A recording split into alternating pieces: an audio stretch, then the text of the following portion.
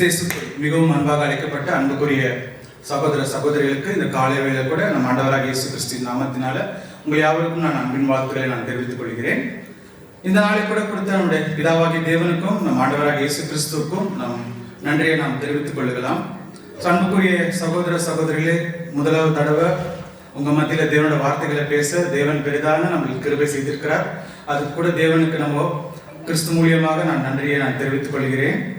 So இந்த நாளில கூட நேரம் கடந்து போயிருந்தனால நம்ம டைரக்டா என்ன பண்ணிடலாம், அந்த பாடத்துக்குள்ளே நம்ம போகலாம். ஸோ அன்புக்குரிய சகோதர சகோதரிகள், இந்த தலைப்பை பார்த்த பிறகு என்ன ஞாபகம் வருது? மைண்ட் எங்க போகும் நமக்கு?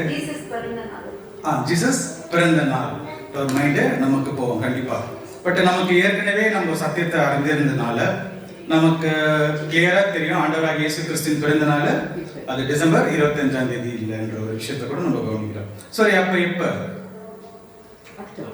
அக்டோபர் மாசம் கண்டிப்பா தெரியும் இல்லைங்களா?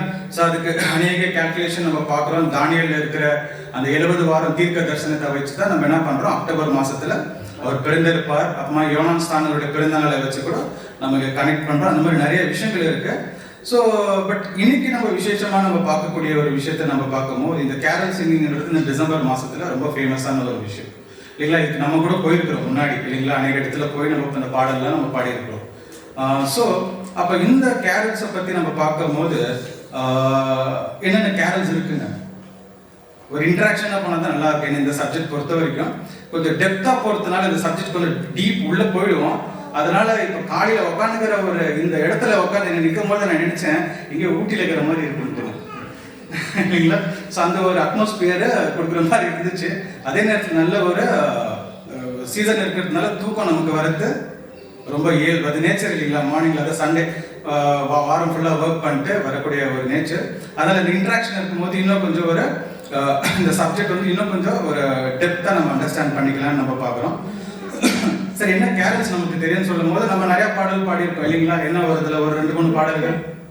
ஜாய் டு த வேர்ல்டு எனக்கு தெரிஞ்சது ஒன்று தான் அப்பதுல இருந்து. வேற ஜிங்கிள் பெல்ஸ். ஸோ இந்த மாதிரி ஏகப்பட்ட ஒரு கேரல்ஸ் வந்து நம்ம ஏற்கனவே நம்ம பாடியிருக்கிறோம். பட் இன்றைக்கு நம்ம பார்க்கும்போது இந்த கேரல்ஸ்ன்ற ஒரு தலைப்பு எதுக்கு வச்சுன்னு நம்ம பார்த்தோம்னா, இயேசு கிறிஸ்து பிறக்கிற நேரத்துல கிட்டத்தட்ட 6 பாடல்கள் என்ன பண்ணியிருக்காங்கன்னா தேவன் தேர்ந்தெடுக்கிற பாத்திரங்கள் பாடியிருக்கிறாங்க. அந்த 6 பாடல்களுடைய ஆழம் என்ன, அந்த 6 பாடல்களில் தேவனுடைய தெய்வீக திட்டம் என்ன வைத்திருக்கிறார் என்ற ஒரு விஷயத்தை கூட நம்ம கவனிக்கலாம். ஸோ அப்போ நம்ம ஏற்கனவே நம்ம சொன்ன மாதிரி இயேசு கிறிஸ்து எப்போ பிறந்திருக்காருன்னு சொல்லும் போது ஏறக்கூடிய ஒரு செப்டம்பர்ல இருந்து அக்டோபர் அந்த ரெட்ல ஹைலைட் பண்ணியிருக்கேன் பாருங்க. ஸோ அந்த மாதத்துல அது என்ன விசேஷமான மாதம் பார்த்தீங்கன்னா, இஸ்ரேல் ஜனங்கள் திஷுரின்ற மாசத்தை அங்கே கொண்டாடுவாங்க. அந்த மாசத்துல வந்து இந்த எக்காலம் பண்டிகை கொண்டாடக்கூடிய ஒரு நாட். அதாவது அந்த அந்த 7ஆம் மாசத்துல எக்காலம் பண்டிகை வந்து முதல் நாள் ஊதுவாங்க. அந்த எக்காலம் ஆன பிறகு 10ஆம் நாள் அந்த இடத்துல என்ன கொண்டாடுவாங்கன்னு பாத்தீங்கன்னா இந்த டே ஆஃப் அட்டான்மெண்ட், அதாவது பாவ நிவாரண நாள். அப்ப தேவன் பாத்தீங்களா எப்படி அவருடைய குமாரனை இந்த பூமிக்கு கொண்டு வர நேரம் கூட பாத்தீங்கன்னா கரெக்டா அந்த பாவ நிவாரண நாள் இருக்கிற அந்த பலியின் மாதங்களுக்கு என்ன பண்ணி கொண்டு வந்திருக்காரு. அதாவது என்ன நம்மளுக்கு அடையாளமாக தெரிவிக்கிறாருன்னு சொல்லும் போது, என்னோட குமாரன் இந்த பூமிக்கு வந்த பிறகுதான் அந்த என்ன இருக்குது இந்த உலகத்துக்கு அது ரட்சிப்பு, அந்த பாவ நிவாரணம் உண்டாக்கும் என்ற ஒரு விஷயத்தை கூட இங்க காண்பிக்கிறார். ஸோ இது கூட ஒரு அருமையான ஒரு அடையாளமாக கூட நமக்கு இந்த ஒரு 7ஆம் மாசத்துல இயேசு கிறிஸ்து பிறந்திருக்கிறார் என்ற ஒரு விஷயம், அதோட சிக்னிபிகன்ஸ் கூட நம்ம இங்க பார்க்கிறோம். ஸோ இன்றைக்கு நம்ம கொஞ்சம் உள்ள போகும்போது இந்த பாடல்கள் யாரெல்லாமே இந்த பாடல்கள் பாடியிருக்காங்கன்னு சொல்லும் போது, லூக்கா 1ஆம் அதிகாரம் 2ஆம் அதிகாரம் மாத்திரம் தான் கவனிக்க போறோம். அதுல வந்து முதல் பாடல் யாரை பத்தி நம்ம பார்க்கிறோம்னு பார்த்தீங்கன்னா எலிசபெத் அம்மா பாடியிருக்கிற பாடல். 2வது வந்து சக்கரியா பாடியிருக்கிற பாடல். 3வது வந்து மரியம்மாள் பாடியிருக்கிற பாடல். 4வது வந்து சிமியோன் பாடியிருக்கிற பாடல். 5வது வந்து அன்னாள் தீர்க்கதரிசியாக அன்னாள் பாடின பாடல், ப்ராஃபட்டஸ் அண்ணா. 6வது யாருன்னு பார்த்தீங்கன்னா தேவதூதர்கள் வந்து அந்த மெய்ப்பர்களுக்கு அந்த பாடல். இதை வந்து பாடலும் சொல்லலாம், வாழ்த்துகளும் சொல்லலாம், இல்லை இட்ஸ் அ ப்ராஃபஸி கூட நம்ம சொல்லலாம். ஸோ இது 3 விஷயமாக அங்கே பிரிக்கப்பட்டிருக்குதுன்ற ஒரு விஷயத்தை கூட நம்ம பார்க்குறோம். ஸோ அன்புக்குரிய சகோதர சகோதரிகளே, இந்த கிறிஸ்துவோட பிறப்பு கண்டிப்பா உலகத்துக்கு ஒரு மிகப்பெரிய ஒரு மகிழ்ச்சி அது கொடுக்கக்கூடியவராக இருக்குது. ஆனா பிதாவாகிய தேவனுக்கும் கிறிஸ்துக்கும் இது எந்த அளவுக்கு மகிழ்ச்சி கொடுத்திருக்கும்? ஏன்னா ஏறக்குரிய ஒரு சிருஷ்டியில இருந்து கிறிஸ்து என்ன பண்ணிருக்காரு, அவங்க அப்பா கூட இருந்திருக்கிறார். இப்ப அவங்க அப்பாவை விட்டு இவர் பிரிஞ்சு வரன்னு சொல்லும் போது எந்த அளவுக்கு ஒரு எமோஷனலான ஒரு அனுபவங்களுக்குள்ள இவர் கண்டிப்பாக போயிருப்பாங்க. கண்டிப்பா பிதாவாகிய தேவன் என்னோட குமாரன் அனுப்புறதுக்கு ஏதோ போய் அவர் பூமியில வந்து அங்க ஒரே பிரசங்கம் மாத்திரம் பண்றதுக்காக இல்லை, இவர் போய் என்ன பண்ண தன்னுடைய ஒரு பலியை இவர் உலக ஜனங்களுக்காக செலுத்தணும். அது எப்படிப்பட்ட ஒரு பலின்னு சொல்லும் போது சாதாரணமான ஒரு பலி இல்லாமல் அவர் அநேக பாடுகள் வழியாகத்தான் என்ன பண்ண போய் அந்த பலியை செலுத்தக்கூடியவர்களாக இருக்கணுன்ற ஒரு விஷயத்தை கூட கண்டிப்பாக இது அவங்க 2 பேர் மனதிலையும் இந்த ஒரு விஷயங்கள் அது ஓடி இருக்கும். பட் உலகத்துக்கு ஒரு மகிழ்ச்சியான ஒரு விஷயம் கூட நம்ம பார்க்கிறோம் இல்லைங்களா. ஸோ அப்போ இது வந்து இந்த அவரோட பிறப்பு வந்து சாதாரண பிறப்பு இல்லை, அந்த பிறப்பிலே பார்த்தீங்கன்னா அநேக விஷயங்கள் வந்து உள்ள வந்து தேவன் என்ன பண்ணியிருக்கிறார், அடக்கி இருக்கிறார். உதாரணத்துக்கு பார்த்தீங்கன்னா அவர் பிறந்த இடத்துல இருந்து அவர் வளர்ந்த விதத்தை நம்ம பார்க்கும் போது எல்லாமே ஒரு ஏழ்மையான ஒரு இதுல தான் இருந்திருப்பாங்க. அவர் பிறக்கும் போதே எங்க பிறந்திருக்காரு, பெத்லகேம்ல பிறந்திருக்கிறார். மறுபடியும் என்ன பண்ணிருக்கிறாங்க, அந்த அவர் பிறந்தது யாருக்கு போயிட்டு அறிக்கிட்டு இருக்கிறாங்க, மெய்ப்பர்களுக்கு, ஷப்பர்ட் இல்லைங்களா. அப்ப அது மாத்திரமில்ல, அவர் நசரேத்துல வளர்ந்திருக்கிறார். அவருடைய பெற்றோர்களும் எப்படி இருக்காங்க, ஒரு ஏழ்மையான பெற்றோர்கள் நம்ம பார்க்கிறோம். ஸோ அப்ப இதெல்லாமே தேவன் என்ன முன்னதாக அப்ப ராஜா பிறக்கணும்னு சொல்லும் போது அவர் என்ன பண்ணிருக்கலாம், அரைமனையில பிறக்க வச்சு கொடுத்துருக்கலாம். பட் என்ன பண்ணலன்னா தேவன் முதலாவது அவர் என்ன பண்ணிருக்கிறாருன்னா, உதாரணத்துக்கு பாத்தீங்கன்னா ஆதாமை என்ன பண்ணாரு, சிருஷ்டித்தார் இல்லைங்களா. அவரும் ஒரு குமாரன் தான் தேவனுக்கு.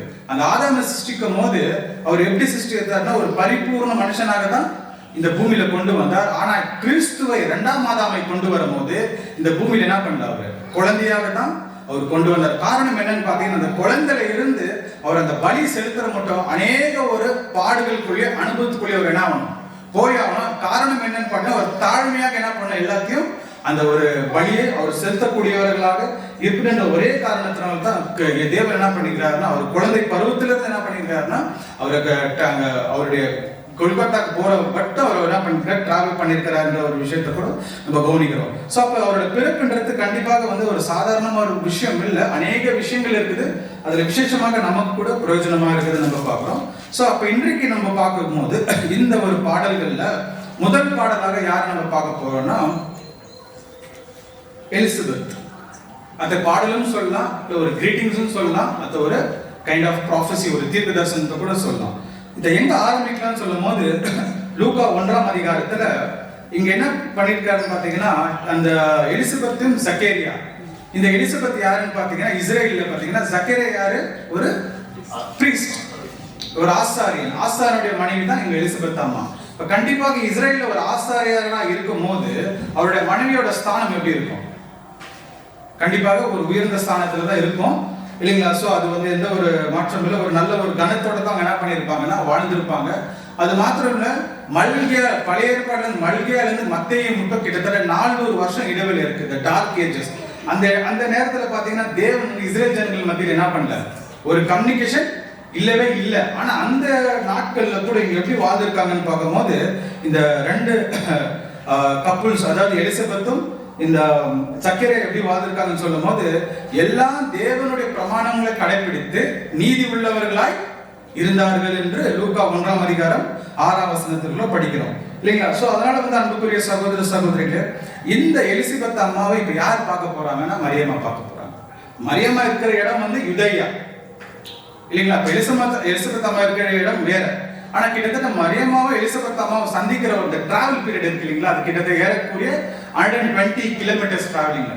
அப்ப அந்த மரியம்மாக்கு ஹிஸ்டோரியன்ஸ்ல என்ன சொல்றாங்கன்னு பாத்தீங்கன்னா வயசு 16 இருந்திருக்கும், எலிசபெத்துக்கு வந்து வயசு ஆகியிருக்குன்னு சொல்றாங்க.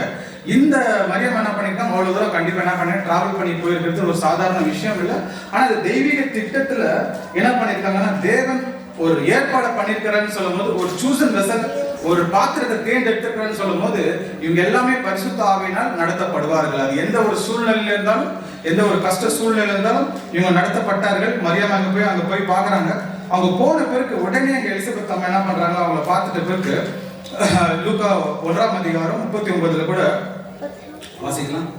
அந்நாட்களில் மரியாள் எழுந்து மலை நாட்டிலே யூதேயாவில் உள்ள ஒரு பட்டணத்துக்கு தீவிரமாய் போய் சகரியாவின் வீட்டுக்குள் பிரவேசித்து எலிசபெத்தை வாழ்த்தினாள். பாருங்க, சக்கரியா வீட்டுல பிரவேசித்து இப்ப எலிசபெத் வாழ்த்தினாள். அடுத்தது எலிசபெத் மரியாளுடைய வாழ்த்துதலை கேட்ட பொழுது அவளுடைய வயிற்றில் இருந்த பிள்ளை துள்ளிற்று. எலிசபெத் பரிசுத்த ஆவியினால் நிரப்பப்பட்டு உரத்த சத்தமாய், ஸ்திரீகளுக்குள் ஆசீர்வதிக்கப்பட்டவளே, ஸ்திரீகளுக்குள் ஆசீர்வதிக்கப்பட்டவளே உன் கர்ப்பத்தின் கனி ஆசீர்வதிக்கப்பட்டது. இந்த வாழ்த்துக்களை அங்க பாடுறாங்க. இந்த வாழ்த்துக்களை பாடின பிறகு உடனே மரியாளுக்கு என்ன தோணி இருக்கும் பாருங்க. தேவன் எப்படி கனெக்ட் பண்றாருன்னா அதுதான் ஒரு ஆச்சரியமான ஒரு விஷயம். சொல்லும் போது ஸ்திரீகளுக்குள்ளே நீர் ஆசீர்வதிக்கப்பட்டவளேன்னு சொல்லும் போது உடனே மரியாளுக்கு என்ன தோணும்னா கரெக்ட், இதே தான் வந்து யார் வந்து சொல்லியிருந்தேன் கொஞ்ச நாளைக்கு முன்னாடி, கபிரியேல் தூதர் வந்து சொன்னார் என்ற ஒரு விஷயம் இங்க மரியாளுக்கு வந்து மைண்ட்ல கண்டிப்பாக அங்க வந்திருக்கும். அப்ப இந்த ஸ்திரீகளுக்குள்ள ஆசீர்வதிக்கப்பட்டவள் என்ற ஒரு வார்த்தைக்கு என்ன ஒரு ஆழமான விஷயத்தை நம்ம பார்க்கிறோம்னு சொல்லும் போது ஏறக்குறைய ஒரு 4000, அதாவது தேவன் ஆதாம சிருஷ்டில இருந்து யூதர்களை தேர்ந்தெடுத்தார்கள். இஸ்ரேல் ஜனங்கள் என்ன சொல்லியிருக்கிற, ஆதாமுக்கும் உன் வித்துக்கும் அவள் வித்துக்கும் நான் பகை உண்டாக்குவேன்னு சொல்லும் போது அப்ப அந்த ஏவாளிலிருந்து வரக்கூடிய வித்து தான் யாருன்னு பாத்தீங்கன்னா அவங்களுக்கு மேசியான்னு தெரியும். அப்ப இந்த மேசியா யார் வயிற்றுல பிறப்பார் என்ற யூதர்கள் அநேகர் என்ன பண்ணிருப்பாங்க, காத்து நின்றுருப்பாங்க இல்லைங்களா. அந்த காத்து நிறுத்தத்துல வந்து தேவன் யார் அந்த இடத்துல சூஸ் பண்றாருன்னா மரியாதை அந்த இடத்துல சூஸ் பண்றார். அதனாலதான் எலிசபெத் அம்மா சொல்றாங்களா, ஸ்திரீகளுக்குள்ளே நீ ஆசீர்வதிக்கப்பட்டவராயின்னு சொல்றாங்கன்ற ஒரு விஷயத்தை கூட இந்த கவனிக்கிற அன்புக்குரிய சகோதர சகோதரிகள். அப்ப ஸ்திரீகளுக்குள்ளே நீ ஆசீர்வதிக்கப்பட்டவர்னு சொல்லும் போது அப்ப மரியாதையோட கேரக்டர் எந்த அளவுக்கு இருந்திருக்கும். இப்போ அவங்க கேரக்டர் கண்டிப்பாக எந்த அளவுக்கு இருந்திருக்குன்னு சொல்லும் போது ஒரு அவருடைய குணமும் சரி, அவங்களுக்கு ஒரு நேர்மையும் சரி, அவங்க வந்து ஒரு தகுதியான வாழ்க்கையை வாழ்ந்திருப்பாங்கன்னு சொல்லும் போது சாதாரணமாக வந்து ஒரு இப்ப வந்து பாருங்க உலகத்திலே நல்லவர்கள் இருக்காங்க, நம்ம சத்தியத்துல இருக்கோம், நம்மளும் நல்லவர்களாக இருக்க விரும்புறோம் இல்லைங்களா. ஆனா இங்க என்ன பண்ணிருக்காங்க, மரியனுடைய கேரக்டர் என்னன்னு பாத்தீங்கன்னா இவங்க என்ன பண்ணிருக்காங்கன்னா எல்லா தேவனுடைய வசனங்கள் ஏதாவது பழைய ஏற்பாட்டுல சொல்லப்பட்டிருக்க ஒவ்வொரு நியாயப்பிரமாணங்களை வந்து இவங்க தியானிச்சுட்டு இருக்காங்க. அந்த தியானிச்சதுனால தான் இவங்க எதிர்பார்த்திருக்காங்கன்னு சொல்லும் போது அந்த உதாரணத்துக்கு பாத்தீங்கன்னா அந்த பழைய ஏற்பாடுல அண்ணால் போயிட்டு என்ன பண்றாங்க, தனக்கு குழந்தை இல்லைன்னு என்ன பண்றாங்க, போய் அழுகுறாங்க. அதுக்கு முக்கியமான காரணமே வந்து ஒருவேளை இவங்களுக்கு பிறகு மேசியாவா இருக்காதுன்ற ஒரு ஏக்கம் ஒவ்வொரு தாய்களுக்கும் அங்க இருந்திருக்குது. ஆனா இதுல வந்து மரியாதை தேவன் செலக்ட் பண்ணும் போது அதுதான் அங்க எலிசபெத் அம்மா மரியாதை பார்த்து என்ன சொல்றாங்கன்னா, பெண்களுக்குள்ளே நீர் ஆசீர்வதிக்கப்பட்டவரேன்ற ஒரு விஷயத்தை கூட அங்க சொல்றாங்கன்ற ஒரு விஷயத்தை கூட நம்ம பார்க்கிறோம். ஏன்னா காரணம் இன்னொரு விஷயத்தை கூட பாருங்க, பார்த்தீங்கன்னா மரியம்மாளுக்கு தேவதூதர்கள் வந்து சொல்லும் போது அங்க மரியம் ஒரு கேள்வி கேட்கறாங்க, நான் கன்னியாச்சே எனக்கு எப்படி குழந்தை பிறக்குன்ற ஒரு விஷயத்த கூட. ஆனா நியாயப்பிரமாணத்துல என்ன சொல்லுது, கணவன் அறியாமல் ஒரு பெண் குழந்தை பெற்று அவங்க என்ன பண்ணுவான், கல்லறிஞ்சு கொள்ளணும். ஆனா இந்த விஷயம் கூட மரியம்மாக்கு என்ன தெரியல, நியாயப்பிரமாணத்தை படிச்சவங்களுக்கு. ஆனா இதை கூட அவங்க பொருட்படுத்தாமல் தேவன் என் மூலியமா அவருடைய தெய்வீக திட்டத்தை அவர் நிறைவேற்ற போறாருன்னா அந்த விசுவாசத்தை இவங்க என்ன பண்ணிக்கிறாங்கன்னா, இதோ தேவனுடைய வார்த்தை இது எனக்கு ஆக கடவுது என்ற ஒரு விசுவாசத்துக்குள்ள வந்த பிறகுதான் இதெல்லாமே வந்து அந்த எலிசபெத் அம்மா பரிசுத்த ஆவியில சொல்லி அவங்க மரியாதை பாராட்டுறாங்கன்ற ஒரு விஷயத்தை கூட நம்ம இங்க கவனிக்கிற அன்புக்குரிய சகோதர சகோதரிகள். ஏன்னா பிற்பாடு வந்து இயேசு கிறிஸ்துவை அவங்க வளர்ந்த பிறகு கூட அந்த பரிசேயர்கள் பார்த்து நீ வேசியின் பிள்ளையான்னு கேட்கிறாங்க அவரை பார்த்துட்டு. யோவான் 8:41 வசனத்துல இல்லைங்களா. அப்ப நீ வேசியின் பிள்ளைனா என்ன, கணவன் அறியாதுன்றதை என்ன பண்ணிருக்கிற, இயேசு கிறிஸ்துவ பேசும்போது இதெல்லாமே மரியாமாவோட மைண்ட்ல இருந்து இருந்திருக்கும். கண்டிப்பா இந்த ஒரு கான்சிக்வன்சஸ் இந்த காம்ப்ளிகேஷன்ஸ் அவங்க போயிருப்பாங்க. பட் இருந்தாலும் சரின்ற ஒரு விஷயத்தை என்ன பண்ணாங்க, முழுமையாக என்ன பண்ணிட்டாங்க, தேவன் நடத்துவார் என்ற ஒரு விசுவாசத்துக்குள்ள அவங்க குறைந்தனாலதான் இங்க அந்த எலிசபெத் அம்மா அந்த அளவுக்கு அவங்கள வாழ்த்துகள் சொல்லக்கூடிய ஒரு முக்கியமான ஒரு காரணமா இருந்தது. அடுத்தது மாத்திரம் அவங்க என்ன சொல்றாங்கன்னா, உன் கர்ப்பத்தின் கனி ஆசீர்வதிக்கப்பட்டதுன்னு சொல்லும் போது முதலாக மேசியாவை ஐடென்டிஃபை பண்ணியது எலிசபெத் அம்மா தான். ஏன் என்ன சொல்றாங்க, உன் கர்ப்பத்தின் கனி ஆசீர்வதிக்கப்பட்டதுன்னு சொல்லும் போது இந்த கர்ப்பத்தின் கனி தான் முழு உலகத்தை பாவத்திலிருந்தும் மரணத்திலிருந்தும் மீட்கும். அப்ப அந்த எலிசபெத் அம்மா தான் முதலாக யார் ஐடென்டிஃபை பண்ணாங்கன்னா, இன்னும் அந்த குழந்தை வெளியே வரல, அதுக்குள்ள என்ன பண்ணிட்டாங்க, இவர் தான் மேசியான்ற ஒரு என்ன பண்றாங்க, ஒரு கன்ஃபெஷன் அந்த இடத்துல பண்றாங்கன்ற ஒரு விஷயத்தை நம்ம கவனிக்கிறோம். சோ அடுத்த வசனத்தை கூட நம்ம அப்படியே போலாம். லூக்கா 1:43. என் ஆண்டவருடைய தாயார் என்னிடத்தில் வந்தது எனக்கு எதனால் கிடைத்தது, இதோ நீ வாழ்த்தின சத்தம் என் காதில் விழுந்தவுடனே என் வயிற்றில் உள்ள பிள்ளை களிப்பால் துள்ளிற்று. இந்த வசனத்தை கூட அந்த வார்த்தைகள் சொல்லும் போது என் ஆண்டவருடைய தாயார் என்னிடத்தில் வந்தது எதனால் கிடைத்தது இல்லைங்க. இந்த வசனத்தில் என்ன நம்ம அவங்க கவனிக்கிறோம்னு பாத்தீங்கன்னா, என் ஆண்டவருடைய தாயான்னு சொல்லும் போது எலிசபெத் அம்மா தன்னை என்ன பண்ணியிருக்காங்க, ஒரு அடிமையாக மாத்தி கொடுத்தாங்க. இதுதான் அங்க ஒரு வித்தியாசம். ஆனா ஏற்கனவே மரியாள் என்ன, ஒரு அடிமைத்தான். மரியாள் வந்து எலிசபெத்தோட ஒரு என்ன பண்ணாங்க, எல்லாவித கணத்திலையும் ஒரு சமுதாயத்துல வந்து கீழானவர்கள் தான். ஆனா இந்த மரியாளுக்கு பிறக்கக்கூடிய ஒரு குழந்தை என்ன சொல்றாங்கன்னா, நான் என் ஆண்டவருடைய தாய் என்ற ஒரு அறிக்கைன்னு சொல்லும் போது அது ஒரு சாதாரண விஷயம் இல்லை அன்புக்குரிய சகோதர சகோதரிகளே. இன்னைக்கு கூட பாருங்க, நம்ம வந்து சத்தியத்தில் அநேக வளர்ந்துருக்கிறோம். இன்னைக்கு வந்து வேற உலகத்தாரையும் பார்க்கும்போது பிற கிறிஸ்தவர்களை பார்க்கும்போது நம்மளோட ஆட்டிடியூட் எந்த அளவுக்கு இருக்குது இல்லைங்களா? நம்மளுடைய மைண்ட்ல எல்லாருக்கும் நான் தான் என்ன பண்ணியிருக்கிறேன், சத்தியத்துல வளர்ந்துருக்கிற அந்த ஒரு நமக்கு அந்த கணம் இருக்கு இல்லைங்களா? அதை வந்து என்ன பண்றாங்க, இந்த இவ்வளவு கணத்துல இருந்த இந்த எலிசபெத் அம்மா அதை வந்து அறிக்கை தன்னைத்தானே என்ன பண்ணிக்கிறாங்க, அந்த இடத்துல தாழ்த்தி என்னோட ஆண்டவருடைய தாய் என்னிடத்தில் வந்தது எனக்கு எதிராலே கெடுத்தது, அந்த ஒரு ஹம்பிள்னஸ் அவங்க சொல்றாங்க. அதனால பாத்தீங்கன்னா அவங்களுக்கு வந்து ரொம்ப மிகப்பெரிய ஒரு ஆசீர்வாதம் தேவன் என்ன பண்ணி அங்கேயே கொடுத்திருக்கிறாருன்ற ஒரு விஷயத்த கூட நம்ம கவனிக்கிறோம். அடுத்தது என்ன சொல்றாங்கன்னா, இதோ என் வாழ்த்துதன் சத்தம் என் காதில் விழுந்த உடனே என் வயிற்றில் உள்ள பிள்ளை களிப்பாய் துள்ளி. இது எப்படி சாத்தியம்? மரியாள் பேசுறாங்க, பேசின பிறகு அங்க வயிற்றுல இருக்கிற குழந்தை என்ன ஆகுது, யோனான் ஸ்நானகர் குதிக்கிறார். இது சாத்தியமா? சாத்தியம். இப்ப பாருங்க, இன்னைக்கு ஒரு குழந்தை ஒரு 7-8 மாசம் ஆன பிறகுதான் வயிற்றுல என்ன இருக்குது அந்த ஃபீலிங்ஸ் எல்லாம் வரும். இது இன்னைக்கு ஹாஸ்பிட்டல் எல்லாம் வந்து அது இன்னைக்கு வந்து ஒரு ரிவீல் அது போய் நம்ம கவனிக்கலாம் ஹாஸ்பிட்டல், அந்த அளவுக்கு ஒரு சுச்சுவேஷன் இருந்திருக்கு. ஆனா அந்த இடத்துல வந்து எந்த ஸ்கேனிங்கே இல்லை. உங்களோட வாய்ஸை கேட்ட பிறகு உடனே என்ன பண்ணிக்கிறாரு, அந்த குழந்தை துள்ளி குதிச்சுன்னு சொல்லும் போது அங்க ரொம்ப முக்கியமாக என்ன ஒரு இங்க கருத்து நம்ம பார்க்கணும்னு சொல்ல பாத்தீங்கன்னா, இங்க 2 பேருக்குள்ள எப்படிப்பட்ட ஒரு கேரக்டர் இருந்திருக்கு பாத்தீங்கன்னா, எப்பொழுதுமே தேவன் எப்ப இந்த இஸ்ரேல் ஜனங்களை விடுதலை பண்ண போறாருன்ற எண்ணத்திலே இவங்க வாழ்ந்துருந்தாங்களா, மேசியா எப்ப வர போறார், எப்ப மீட்க போறார், இந்த எண்ணத்திலே என்ன பண்ணிருக்காங்க, வாழ்ந்துட்டாங்கன்னு சொல்லும் போது இவங்க மாம்சத்தின் காரியங்களுக்கு அதிகமாக கவனம் செலுத்தலைன்ற ஒரு விஷயத்தை கூட நம்ம பார்க்கிறோம்.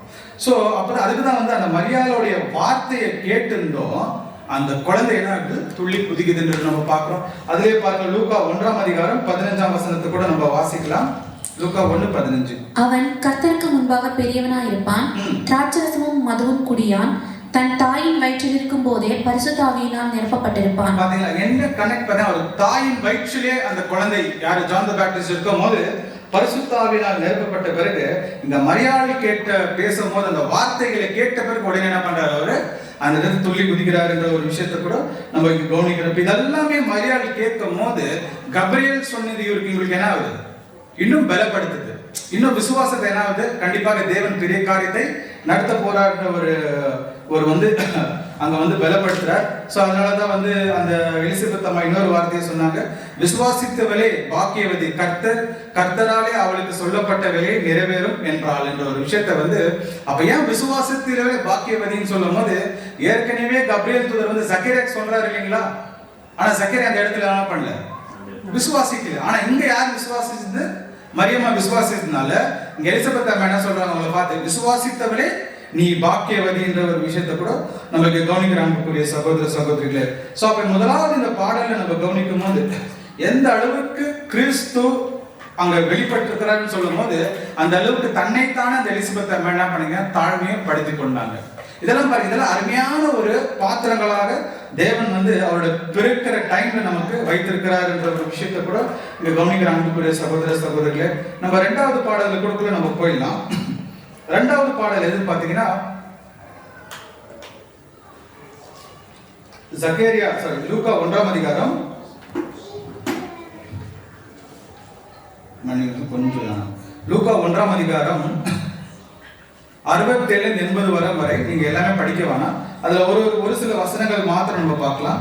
இந்த சக்கேருடைய பாடலுடைய ஆரம்பம் எப்படின்னு பாத்தீங்கன்னா, இவர் வந்து அந்த வாழ்த்துக்கள் சொல்ற ஒரு காலம் வந்து சப்ஜெக்ட் டிபிக்கலா தான் இருக்கும், கொஞ்சம் உங்களுக்கு கவனம் இருந்தா இன்னும் புரியும். இந்த வாழ்த்துக்கள் சொல்ல ஒரு பாடுறதுக்கு முன்னாடி வந்து அவர் ஊமையா ஆக்கிட்டாரு இல்லைங்களா தேவன், அந்த தூதன் வந்து கண்டிப்பா அந்த நேரத்துல என்ன பண்ணிருக்கலாம், இவர் அந்த பாடல்களே அவருடைய ஞாபகத்துல அவர் இருந்திருக்கலாம். அதனாலதான் அவருக்கு வாய் திறக்கும் போது உடனே என்ன பண்றாரு, இந்த வாழ்த்துக்களை கூட அவர் சொல்றாருங்க. இந்த சக்கரியா பாடின பாடல், அதாவது 67-80 வரை நம்ம பார்க்கும் போது அவர் என்ன பண்றாருன்னா, மேசியா வந்து மீட்க போறாரு என்று நன்றி செலுத்துறாருங்க. 2வது இஸ்ரேலுக்கு ரட்சிப்பும் சபைக்கு ரட்சிப்பு உண்டுன்ற ஒரு விஷயத்தை கூட அங்க பேசுறாரு. 3வது என்ன பேசுறாருன்னா, என்னுடைய குமாரன் கூட இந்த தெய்வீக திட்டத்துல ஒரு பங்காக இருப்பார் என்ற அந்த சந்தோஷத்தை அங்க வெளிப்படுத்துறாரு. 4வது அங்க என்ன பேசுறாருன்னு பாத்தீங்கன்னா, கண்டிப்பா வெறும் இஸ்ரேலுக்கு மாத்திரம் இல்ல, முழு மனுக்குலத்துக்கும் ஒரு ரட்சிப்பு இருக்குதுன்ற ஒரு விஷயத்தை கூட இங்க தெளிவுபடுத்துறாரு என்று நம்ம பார்க்கிறோம். அதுல சக்கரியா வந்து அந்த பாடலை ஸ்டார்ட் பண்ணும் போது எப்படி பாடுறாருன்னா, இஸ்ரேலின் கடவுளான ஆண்டவரை போற்றி என்னில் தம் மக்களை தேடி வந்து விடுவித்துனார். ஆனா இது நம்ம படிக்கிற பைபிள்ல கூட நம்ம வாசிக்கலாம். அந்த வசனம் பாருங்க. இஸ்ரவேலின் தேவனாகிய கர்த்தருக்கு ஸ்தோத்திரம் உண்டாவதாக. அவர் நம்முடைய பிதாக்களுக்கு வாக்குத்தத்தம் பண்ணின இரக்கத்தை செய்வதற்கும் தம்முடைய பரிசுத்த உடன்படிக்கை நினைத்தருளி. பாருங்க, இங்க நம்ம படிக்கிற வசனத்துல இங்க போட்டு திருவிவிலியம் வசனம். இந்த திருவிவிலியம் வசனத்தை இங்கிலீஷ்ல கூட படிங்க sister. Luke 1st chapter verse 68. Blessed be the Lord God of Israel, for he hath visited and redeemed his people. பாருங்க, நம்ம படிக்கிற பைபிள்ல அந்த visited என்ற வார்த்தை இங்க வந்திருக்காது. அது மேல கீழ இருக்கும். பட் இங்கிலீஷ்லயும் திருவிவிலியம் என்ன பண்ணிருக்காங்க, கரெக்ட்டா அந்த வார்த்தை போட்டுருக்காங்க. இவங்க சக்கரை என்ன பண்றாருன்னா, அந்த பாடலை பாடும்போது முதலாவது தேவனை அவர் ஸ்தோத்தரிக்கிறார். ஏன்னா தேவனிடத்துல இருந்தா எல்லாம் பரிபூர்ணமான ஒரு ஈவும் நன்மையான ஈவும் வரும் என்ற ஒரு விஷயத்தை நம்ம பார்க்கிறோம். ஆனா இந்த முக்கியமா என்ன சொல்றாருன்னா, ஏனெனில் தம் மக்களை தேடி வந்து விடுவித்து அருளினார். இந்த விஷயம் வந்து பிரசன்ட் டென்ஸ்ல பேசியிருக்கிறாரா இல்ல ஃபியூச்சர் டென்ஸ்ல பேசியிருக்கிறாரா சக்கரியா? ஆல்ரெடி வந்து விடுவித்தாரா இல்ல வந்து விடுவிக்க போறாரா? வந்துட்டார். அதுதான் சக்கேரோட விசுவாசம். ஆனா சக்கேரியாக்கு கண்டிப்பாக தெரியாது இது 2000 வருஷம் என்ன ஆகும் தாண்டி போ. அவருடைய 2ஆம் வருகையில இயேசு கிறிஸ்து என்ன பண்ணாரு, முழு உலகத்தை விடுவிக்க போறாருன்ற ஒரு விஷயம் கண்டிப்பா சக்கேரியா தெரியாது. ஆனா சக்கேரியோட விசுவாசம் எப்படி இருந்துச்சு இல்லைங்களா? அதுதான் ரொம்ப இங்க முக்கியமானதுன்ற ஒரு விஷயத்தை நம்ம பார்க்கிறோம். ஏன் இங்க தேடி வந்து விடுவித்தாருன்னு சொல்லும் போது நம்ம ஏற்கனவே சொன்ன மாதிரி மல்கியால இருந்து மத்தேயு மட்டும் ஒரு சைலன்ஸ் பீரியட். தேவன் வந்து இஸ்ரேல் ஜனங்கள்கிட்ட ஒரு கம்யூனிகேஷனை ஒரு இல்லாத ஒரு நாட்களாக இருந்துச்சு. அதனால என்ன பண்றாரு, இந்த இடத்துல வந்து அந்த இடத்துல மேசியா வரும்போது அந்த இடத்துல அந்த சைலன்ஸ் பிரேக் ஆகும். அதாவது அங்க அமைதியா இருந்த ஒரு கால பகுதி மறுபடியும் தேவன் இஸ்ரேல் ஜனங்கள்கிட்ட தொடர்பு வைக்கிற ஒரு நேரமாக வந்துச்சு. அதனால தான் தேவன் வந்து தேடி தம் மக்களை தேடி வந்து விடுவித்தார் என்ற ஒரு விஷயத்தை கூட இங்க கவனிக்கிறோம் என்ற ஒரு விஷயத்தை கூட நம்ம பார்க்கிறோம். ஸோ அடுத்தது வந்து அதுலேயே இங்கிலீஷ்ல 74 verse 71 கூட தமிழ்ல வாசிங்க. அதுலேயே verse 71. உங்கள் சத்துருக்களின் கைகளில் நின்று நீங்கள் விடுதலையாக்கப்பட்டு உயிரோடு இருக்கும் நாளெல்லாம் பயமில்லாமல் எனக்கு முன்பாக பரிசுத்தத்தோடும் நீதியோடும் எனக்கு ஊழியம் செய்ய கட்டளையிடுவேன் என்று. போதும். ஸோ இது இங்கிலீஷ்ல 74ல வர நம்ம படிக்கணும் சிஸ்டர். இங்க என்ன சொல்றாருன்னா, அவர் அங்க வந்து என்ன பண்ண போறாருன்னா, சத்துருக்களை விடுவித்து இவங்க என்ன பண்ணுவாங்கன்னா தேவனுக்கு ஊழியம் செய்வார்கள் என்ற ஒரு விஷயத்தை கூட நம்ம கவனிக்கிறோம். இல்லைங்க, இங்க சக்கரை இது இங்க பாடும் போது இது ஒரு ப்ராஃபஸி.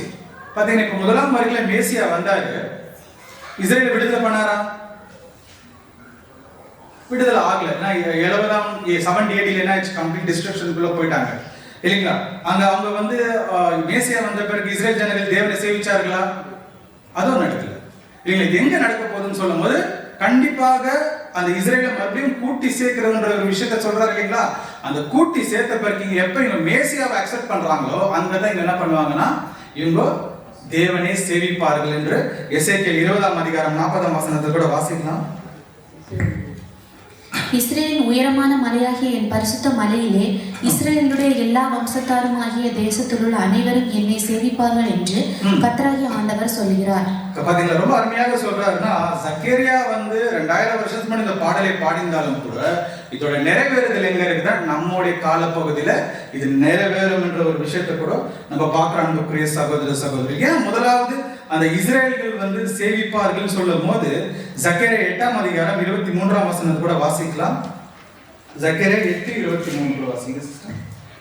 அந்நாளில் பலவித பாஷைக்காரராகிய புறஜாதியரின் 10 மனுஷர் ஒரு யூதனுடைய வஸ்திர தொங்கலை பிடித்துக் கொண்டு தேவன் உங்களோட இருக்கிறார் என்று கேள்விப்பட்டோம், ஆகையால் உங்களோட கூட போவோம் என்று சொல்லி அவனை பின்பற்றுவார்கள் என்று சேனைகளின் கர்த்தர் சொல்லுகிறார். அந்நாளிலே எப்பனா வரப்போற நாட்களிலே தேவன் யாரோட கூட இருக்கிறாரா?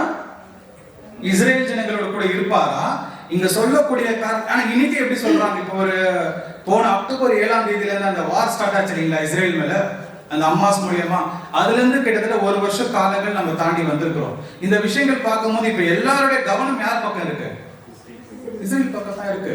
நிறைய பேர் என்ன பண்றாங்க, எசேக்கியேல் 38ஆம் அதிகாரம் எடுத்து தீர்க்கதரிசனம் சொல்ல ஆரம்பிச்சுட்டாங்க இல்லைங்களா? ஒருவேளை இதுதான் நடக்குமா, பட் அதோட ஃபுல்ஃபில்மெண்ட் இப்ப இல்ல.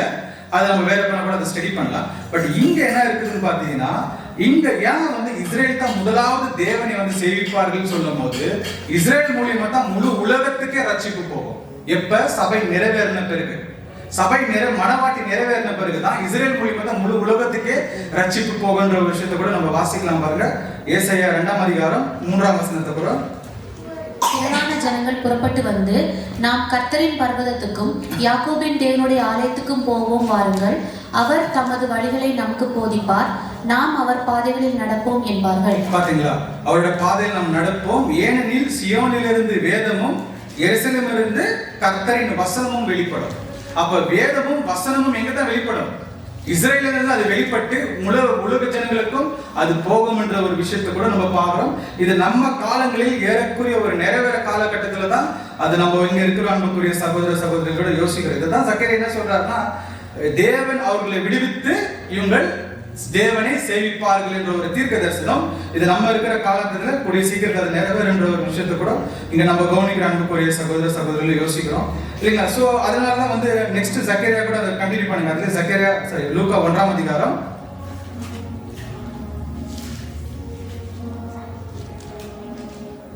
68 படிச்சீங்களா? 71 படிச்சா அடுத்து கண்டினியூ பண்ணுங்க. அவர் தம்முடைய பிதாவாகிய ஆபிரகாமுக்கு இட்ட ஆணையை நிறைவேற்றுவதற்கும் ஆதி முதற் கொண்டிருந்த தம்முடைய பரிசுத்த தீர்க்கதரிசிகளின் வாக்கினால் நாம் சொன்னபடியே தமது ஜனத்தை சந்தித்து மீட்டுக்கொண்டு நம்முடைய சத்துருக்களினின்றும் நம்மை பகைக்கிற யாவருடைய கைகளினின்றும் நம்மை ரட்சிக்கும்படிக்கும். வசனம் வந்து ஸ்லைட்ல ஏன்னா சடனா சொன்ன டே பிஃபோர் எஸ்டர்டே தான் போட்டேன், டக் டக் டக்குன்னு மாறிட்டு இருக்கு இல்லைங்களா? ஸோ அதனால கொஞ்சம் வசனம் முடியாது, சாரி. பட் இங்க என்ன சொல்றாருன்னா, இப்ப சக்கரியா பாடும் போது இந்த விடுதலை, அதாவது இஸ்ரேலை விடுவிக்கிறது வந்து எங்க கனெக்ட் பண்றாருன்னா அபிரகாமுக்கு கனெக்ட் பண்றாரு. அப்ப கவனிச்சிங்களா? அப்ப அபிரகாமுக்கு என்ன வாக்குத்தத்தம் சொன்னார்? வானத்தின் நட்சத்திரங்களை போலவும் பூமியின் கடற்கரை போலவும் அந்த ஆசீர்வதிக்கும் சன்னதி மூலமா ஆசீர்வதிக்கப்படும் சொல்றாரு இல்லைங்களா? அந்த வாக்குத்தத்தத்தையும் அந்த உடன்படிக்கையும் இந்த சக்கரை என்ன பண்றாருன்னா இந்த இடத்துல அவர் கொண்டு வராருன்ற ஒரு விஷயத்தை கூட நம்ம பார்க்கிறோம். அதனாலதான் மீண்டுமாக நம்ம ஆமோஸ் 9ஆம் அதிகாரம் 11ஆம் வசனத்தை கூட வாசிக்கும் போது வாசிங்க. ஆமோஸ் 9:11. ஏதோமில் மீதியானவர்களையும் என் நாமம் விளங்கிய சகல ஜாதிகளையும் வசமாக்கி கொள்ளும்படிக்கு அந்நாளிலே விழுந்து போன தாவீதின் கூடாரத்தை நான் திரும்ப எடுப்பித்து அதில் திறப்புகளை அடைத்து அதில் பழுதாய் போனதை சீர்படுத்தி பூர்வ நாட்களில் இருந்தது போல அதை ஸ்தாபிப்பேன் என்று இதை செய்கிற கர்த்தர் சொல்லுகிறார். பாத்தீங்களா? இப்ப மேலதான் நம்ம பார்த்தோம்னா கண்டிப்பா இஸ்ரேல் போலீஸுக்கு விடுதலை ஆக்கப்பட்டுருவாங்கன்னு அங்க மறுபடியும் என்ன சொல்ற, அந்நாளிலே விழுந்து போன தாவீதின் கூடாரத்தை நான் திரும்பி எடுப்பேன் இல்லைங்களா? சோ இந்த தாவீதின் கூடாரம்ன்றது யாரு? இந்த தாவீதின் கூடாரம்ன்றது இஸ்ரேல் ஜனங்கள் இல்லைங்க. ஆக்ட்ஸ் ஆஃப் அப்போஸ்டல்ஸ் 15ஆம் அதிகாரத்துல கூட சொல்றாருங்க, சபை சரக்கான பிறகு இந்த தாவீதின் கூடாரத்தை அங்க கூட பத்தி பேசுறாருங்க.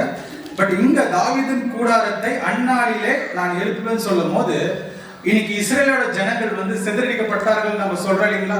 நம்ம ஹிஸ்டரியில நம்ம பார்க்கும் போது அவங்க லாஸ்டா வந்து சிறையடிக்கப்பட்டது எப்பன்னு பாத்தீங்கன்னா நெபுகட்நேசர் என்ன பண்றாரு, அவங்களை வந்து கேப்சர் பண்ணிட்டு போறது நம்ம தானியேல்ல படிக்கிறோம்.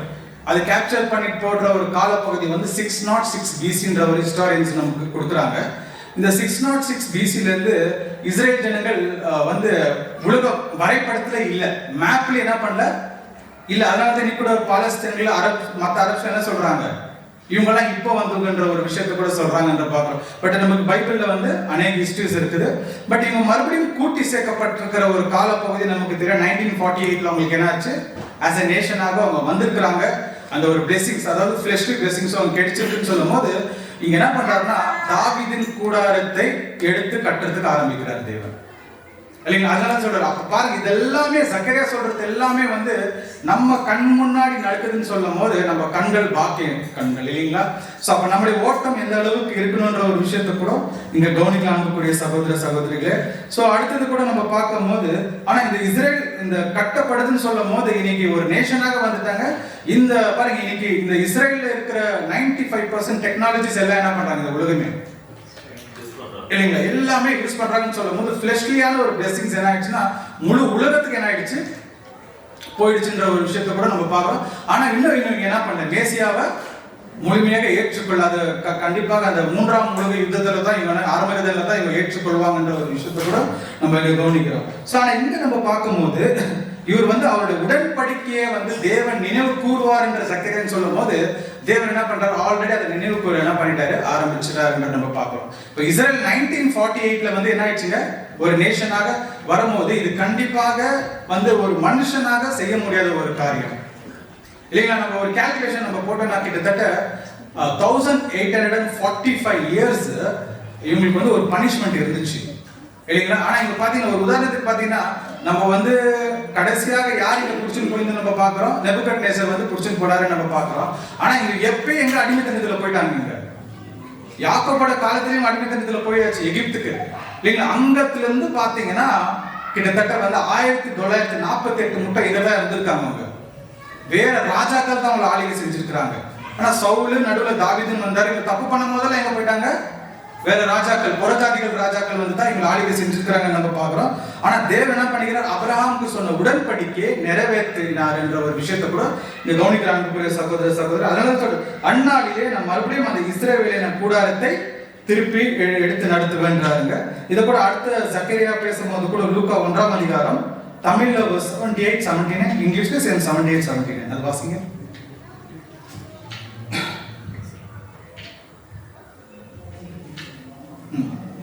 தமிழ்ல வந்து 78, Luke 1st chapter verse 78.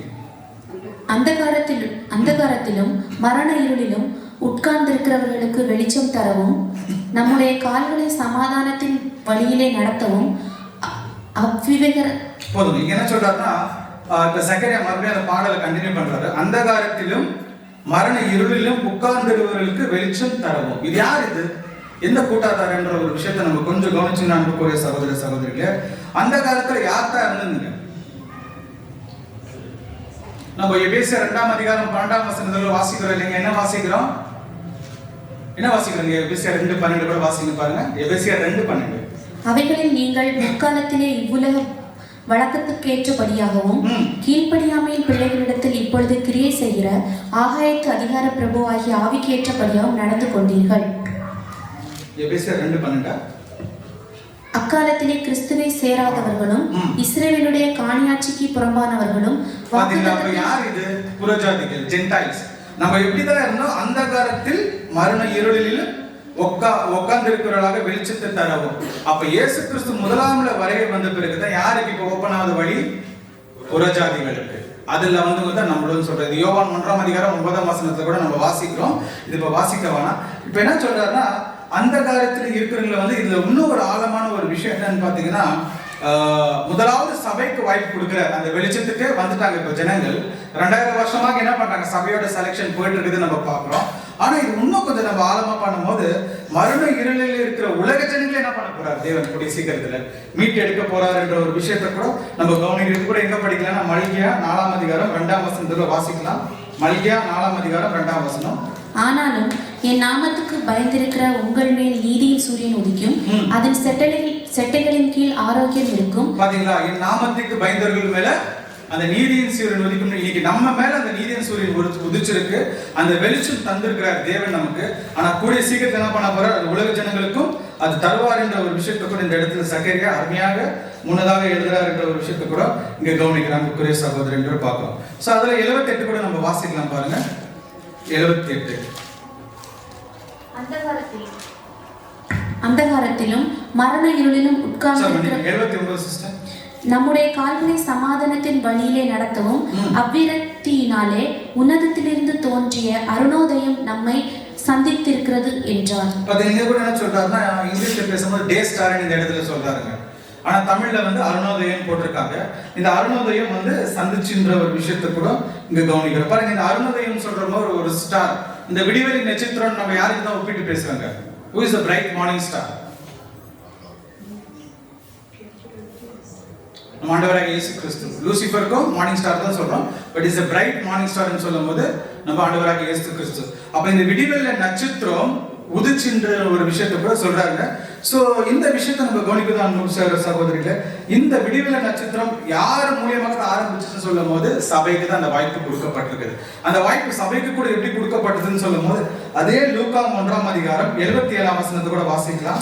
நமது தேவனுடைய உருக்கமான இரக்கத்தினாலே அவருடைய ஜனத்துக்கு பாவமன்னிப்பாகிய இரட்சிப்பை தெரியப்படுத்தவும் அவருக்கு முன்னாக நடந்து போய் பாத்தீங்களா, எப்ப நம்முடைய பாவத்திலிருந்து நம்ம விடுதலை ஆக்கப்பட்டோமோ அந்த அருணோதயம், அந்த டே ஸ்டார் என்னாச்சு, நமக்குள்ள வந்துச்சுன்ற ஒரு வெளிச்சம் வந்திருக்குதுன்னு நம்ம பார்க்கிறோம். ஆனா இந்த வெளிச்சம் அப்படியே இருக்குமான்னு சொல்லும் போது இதே வெளிச்சம் தான் எங்க மறுபடியும் வரும்னு சொல்றாரு பாத்தீங்கன்னா 1 பேதுரு 1ஆம் அதிகாரம் 19 சரி 2 பேதுரு 1ஆம் அதிகாரம் 19ஆம் வசனம்.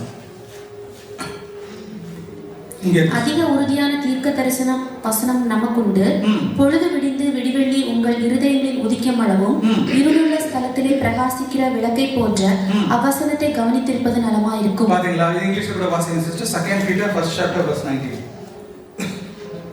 We have also a more sure word of prophecy, wherein you do well that you take heed as unto a light that shineth in the dark place until the day dawn and the day star arise in your hearts. பாத்தீங்களா, the day star arise in your hearts அப்படினு சொல்லும்போது அன்புக்குரிய சகோதர சகோதரர், இது முதலாம் வரையிலும் அந்த நட்சத்திரம் நம்முடைய இதயத்துல அது உதிச்சிச்சு. ஆனா இந்த நட்சத்திரத்தோட என்ன பேசுறாருன்னா, இந்த நட்சத்திரம் எப்படி வரும்ல, விடிவெளி நட்சத்திரம் 2ஆம் வரையிலும் வரும். அது எப்படி வரும்னா எல்லா தீர்க்க தரிசனங்களும் நிறைவேற வரும். அதனால கர்த்தருடைய 2ஆம் வருகை கூட நம்ம எப்படி பார்க்கிறோம், இரவிலே திருடனை வர போல வந்து அதுல என்ன பண்ண கொஞ்சம் கொஞ்சமா அந்த வெளிச்சம் என்ன ஆகும், உதிக்கும். அந்த திருடனை வர போல வந்து கொஞ்சம் கொஞ்சமா என்ன ஆகும், அந்த வெளிச்சம் வந்து முழு உலகத்துக்கும் என்ன ஆகும், அந்த ஒரு அவங்க ராஜ்யத்துக்குள்ள கொண்டு போவாங்கன்ற ஒரு விஷயத்தை கூட நம்ம பார்க்கிறோம். அதனால வசனம் கூட படிக்கிறோம், நீதிமான்களுடைய வெளிச்சம் எப்படி இருக்குமா, பட்ட பகலை போல அது எப்படி இருக்குமா, கொஞ்சம் கொஞ்சமா போவோன்றாரு. அதே தான் வந்து அந்த நட்சத்திரம், அந்த டே ஸ்டார் அவருடைய 2ஆம் வருகையில வந்த பிறகு கூட இந்த உலக ஜனங்கள் எழுப்பும் போது முதலாவது அது வந்து திருடனை வரப்போலதான் அது வந்து அப்புறமா தான் என்ன பண்ண முழு உலகத்துக்கும் அது ஒரு வெளிச்சத்தை கொண்டு வரும் என்ற ஒரு விஷயத்தை கூட இங்க நம்ம பார்க்கிறோம். அப்ப பாத்தீங்கன்னா ஒரு விஷயமா சக்கரையா பாடல்ல ஒரு முதலாம் வருகை விசேஷமா ஒரு பிறப்பை விட 2ஆம் வருகை பத்தி தான் அதிகமா பேசியிருக்கிறாரு இல்லைங்களா. ஆனா இன்னைக்கு எப்படி உலகம் எப்படி இருக்கு, இன்னும் ஒரு அறியாமல் இருக்கிறாங்கன்னா ஒரே ஒரு பிறப்பை மாத்திரம் என்ன பண்ணிருக்கிறோம், அதை கூட சரியான விதத்துல கவனிக்காமல் தான் நம்ம நடந்துட்டு இருக்கோம். ஆனா இந்த ஒவ்வொரு பாடல்களை பார்க்கும் போது அவர் கண்ணு எலிசபெத் பாடலை பாடினதும் சரி, சக்கரியா பாடல பாடினதும் சரி, அவரோட மீட்பை பத்தி தான் என்ன பேசுறாங்கன்னா, அது இந்த மீட்பு அவருடைய 2ஆம் வருகையில வந்து மறுபடியும் எப்படி அவர் மீட்க போறாருன்ற ஒரு விஷயத்தை கூட இங்க கவனிக்கிறாங்க சகோதர சகோதரர் நம்ம பார்க்கிறோம். சோ அடுத்தது கூட நம்ம போயிடலாம் பாருங்க. இங்கிலீஷ்ல 69 to 1st chapter, தமிழ்ல வந்து 75 வாசிங்க. தம்முடைய தாசனாகிய தாவீதின் வம்சத்திலே நமக்கு இரட்சணிய கொம்பை ஏற்படுத்தினார். நீயோ பாலகனே உன்னதமான. இங்க மறுபடியும் சக்கரை என்ன ஒரு வார்த்தை யூஸ் பண்றாருன்னா இரட்சணியின் கொம்பு, the horn of salvation வரும். இந்த horn of salvation சொல்லும் போது இதை நம்ம எப்படி புரியுது நம்ம பார்க்கறோம்னா, ஆண் கொம்பு இல்லைங்களா, அந்த கொம்பு இரட்சணியின் கொம்பு. கொம்பு எதுக்கு அடையாளப்படுத்தும், கண்டிப்பா சேஃப்டி இல்லைங்களா. கண்டிப்பா அந்த ஆசரிப்பு கூடாரத்துல அந்த பலிப்பீடத்துல என்ன பண்ணிருப்பாங்க, ஆல்டர்ல யாரெல்லாம் தப்பு பண்ணாங்க போனா அவங்களுக்கு என்ன கிடைக்கும், அடைக்கலம் கொடுக்கும். இப்ப இன்னொரு விஷயம் கூட எதுக்கு நம்ம அடையாளப்படுத்தும், கொம்பு யாருக்கு இருக்கும், சிஸ்டர் ஆணுக்கு. கொம்பு வந்து காளை, ஆக்ஸ் இல்லைங்களா, ஆக்ஸ் இருக்கும். அது என்னன்னா பவர், அத்தாரிட்டி, ஒரு அதிகாரத்தை கொடுக்குது. நம்ம கூட புதுசா திருமணம் ஆன பிறகு கூட ஒரு வருஷம் கழிச்சு கூட நம்ம என்ன பண்ணுவோம், மனிதர்களை பார்த்து அவங்க நம்மளோட எதிர்த்து பேசும்போது கொம்பு வந்துச்சான்னு கேட்போம் இல்லைங்களா. இல்லைங்களா, அப்ப என்னன்னா உங்களுக்கு தைரியம் வந்துச்சா அந்த மாதிரி வரும். அப்ப அந்த கொம்புன்னு சொல்லும் போது பவர், அத்தாரிட்டி இல்லைங்களா. அந்த அத்தாரிட்டி யாருக்கு தான் இருக்கு, கிரைஸ்ட் கிட்ட தான் இருக்கு. அதுதான் ஹார்ன் ஆஃப் சால்வேஷன் என்ற ஒரு விஷயத்தை கூட நம்ம சொல்றோம். அதை வாசிக்கலாம் பாருங்க. சங்கீதம் 18ஆம் அதிகாரம் 2ஆம் வசனத்துல வாசிக்கலாம். சங்கீதம் 18:2. கர்த்தர் என் கண்மலையும் என் கோட்டையும் என் இரட்சகரும் என் தேவனும் நான் நம்பியிருக்கிற என் துருகமும் என் கேடகமும் என் இரட்சணிய கொம்பும். பாத்தீங்களா, என் இரட்சணியின் கொம்பும்.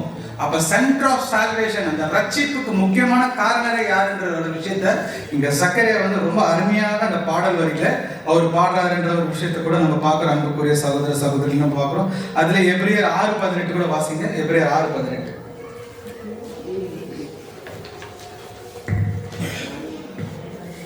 நமக்கு முன் வைக்கப்பட்ட நம்பிக்கையை பற்றி கொள்ளும்படி அடைக்கலமாய் ஓடி வந்த நமக்கு 2 மாறாத விசேஷங்களினால் நிறைந்த ஆறுதல் உண்டாக்கும்படி எவ்வளவேனும் பொய்யுரையாத தேவன் அப்படி செய்தார். இல்லைங்களா. சோ அப்ப இங்க நமக்கு எப்படிப்பட்ட ஒரு அந்த ரட்சணிப்பு கொம்புன்னு சொல்றாருன்னா, நம்ம நம்பிக்கை என்ன பண்ணுமா, கிறிஸ்து மேல இருக்கிற நம்பிக்கை நம்ம என்ன பண்ணுமா, அது பிடித்து கொள்ளும். அதுதான் நம்முடைய அது is a horn of salvation என்ற ஒரு விஷயத்தை கூட நம்ம பார்க்கிறோம் இல்லைங்களா. ஸோ அன்புக்குரிய சகோதர சகோதரிகளே, இந்த ரட்சிப்பின் கொம்புன்றத ஒரு வந்து கண்டிப்பாக கிறிஸ்துன்னு அதை காமிக்கிறாங்க. அதே நேரத்தில் சக்கரையோட அந்த பாடல்களை இன்னும் ஆழமாக நம்ம போகும்போது சங்கீதம் 132 அதிகாரம் 17 வசனத்தை கூட வாசிக்கலாம் பாருங்க. அங்கே தாவீதுக்காக ஒரு கொம்பை முளைக்க பண்ணுவேன், நான் அபிஷேகம் பண்ணுவித்தவனாக ஒரு விழுக்கை ஆயத்தம் பண்ணினேன் என்ற ஒரு விஷயத்தை சொல்றார். அப்ப என்ன சொல்றாருன்னா, அங்கே தாவீதுக்காக ஒரு கொம்பை முளைக்க பண்ணினேன். தாவீதுக்கு கொம்பு முளைச்சிச்சுங்களா? இல்லைங்களா? அவருடைய சிங்காசனம் இருந்துச்சு நம்ம பார்க்கிறோம். அப்ப யாரை பத்தி பேசுறாருன்னா, இங்க கிறிஸ்துவை பத்தி பேசுறாங்க. அப்ப கிறிஸ்து மறுபடியும் என்ன பண்ணுவாருன்னா, அவருடைய ராஜ்யம் வரத்துக்கு முன்னாடி இந்த கொம்பு என்ன ஆகும்னா முளைக்கப்படும் சொல்லும்போது அது முதலாம் வருகையில் என்ன ஆயிடுச்சு, கிறிஸ்துவோட பிறப்பை நம்ம பார்த்தோம். இந்த கொம்பு வந்து அப்படியே ஒரு பட்டாக, அதாவது ஒரு சின்னதாக இது வளரும்ன்ற ஒரு விஷயத்தை கூட பின்னாடி நம்ம பார்க்கலாம்.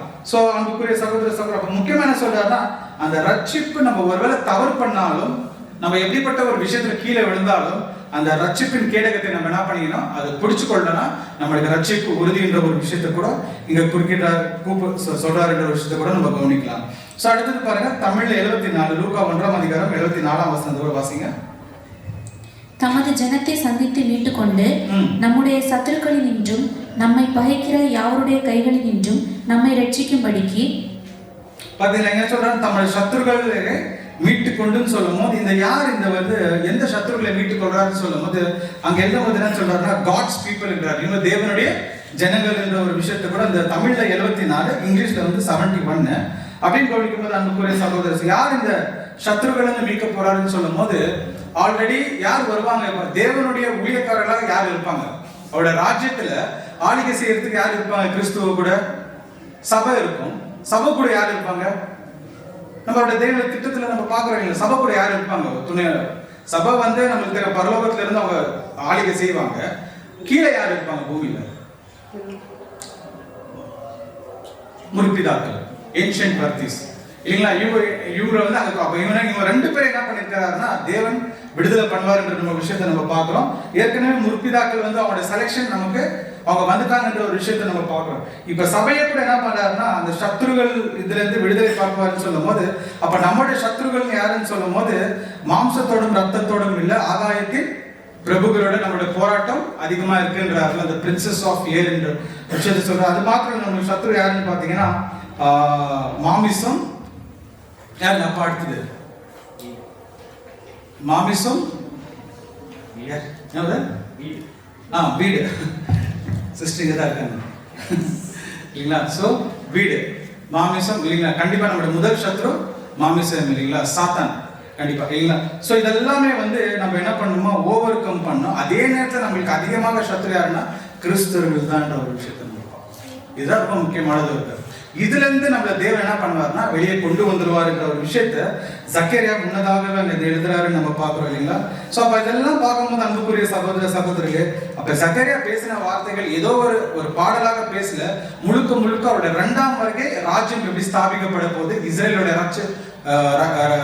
இஸ்ரேலோட ரட்சிப்பு எப்படின்ற ஒரு விஷயத்தை குறிச்சு தான் அங்க பேசுறாருன்ற ஒரு விஷயத்தை கூட நம்ம பார்க்கிறோம். அது மாத்திரமே இந்த சக்கரியா எலிசபெத் அம்மாவோட பேர் கூட அர்த்தத்தை கூட என்ன சொல்றாரு பாத்தீங்கன்னா, இந்த 2 பேரோட பேரை வந்து இணைச்சோம்னாக்கா God remembers his oath, அதாவது தேவன் அவருடைய உடன்படிக்கையை நினைவு கூர்ந்தார். அப்ப ஆபிரகாமுக்கு சொன்ன உடன்படிக்கையை நினைவு கூறாரு எப்ப, கிறிஸ்துவோட முதலாம் வருகை என்ற ஒரு விஷயத்தை கூட கவனிக்கிறான் சகோதர சகோதரிகளே.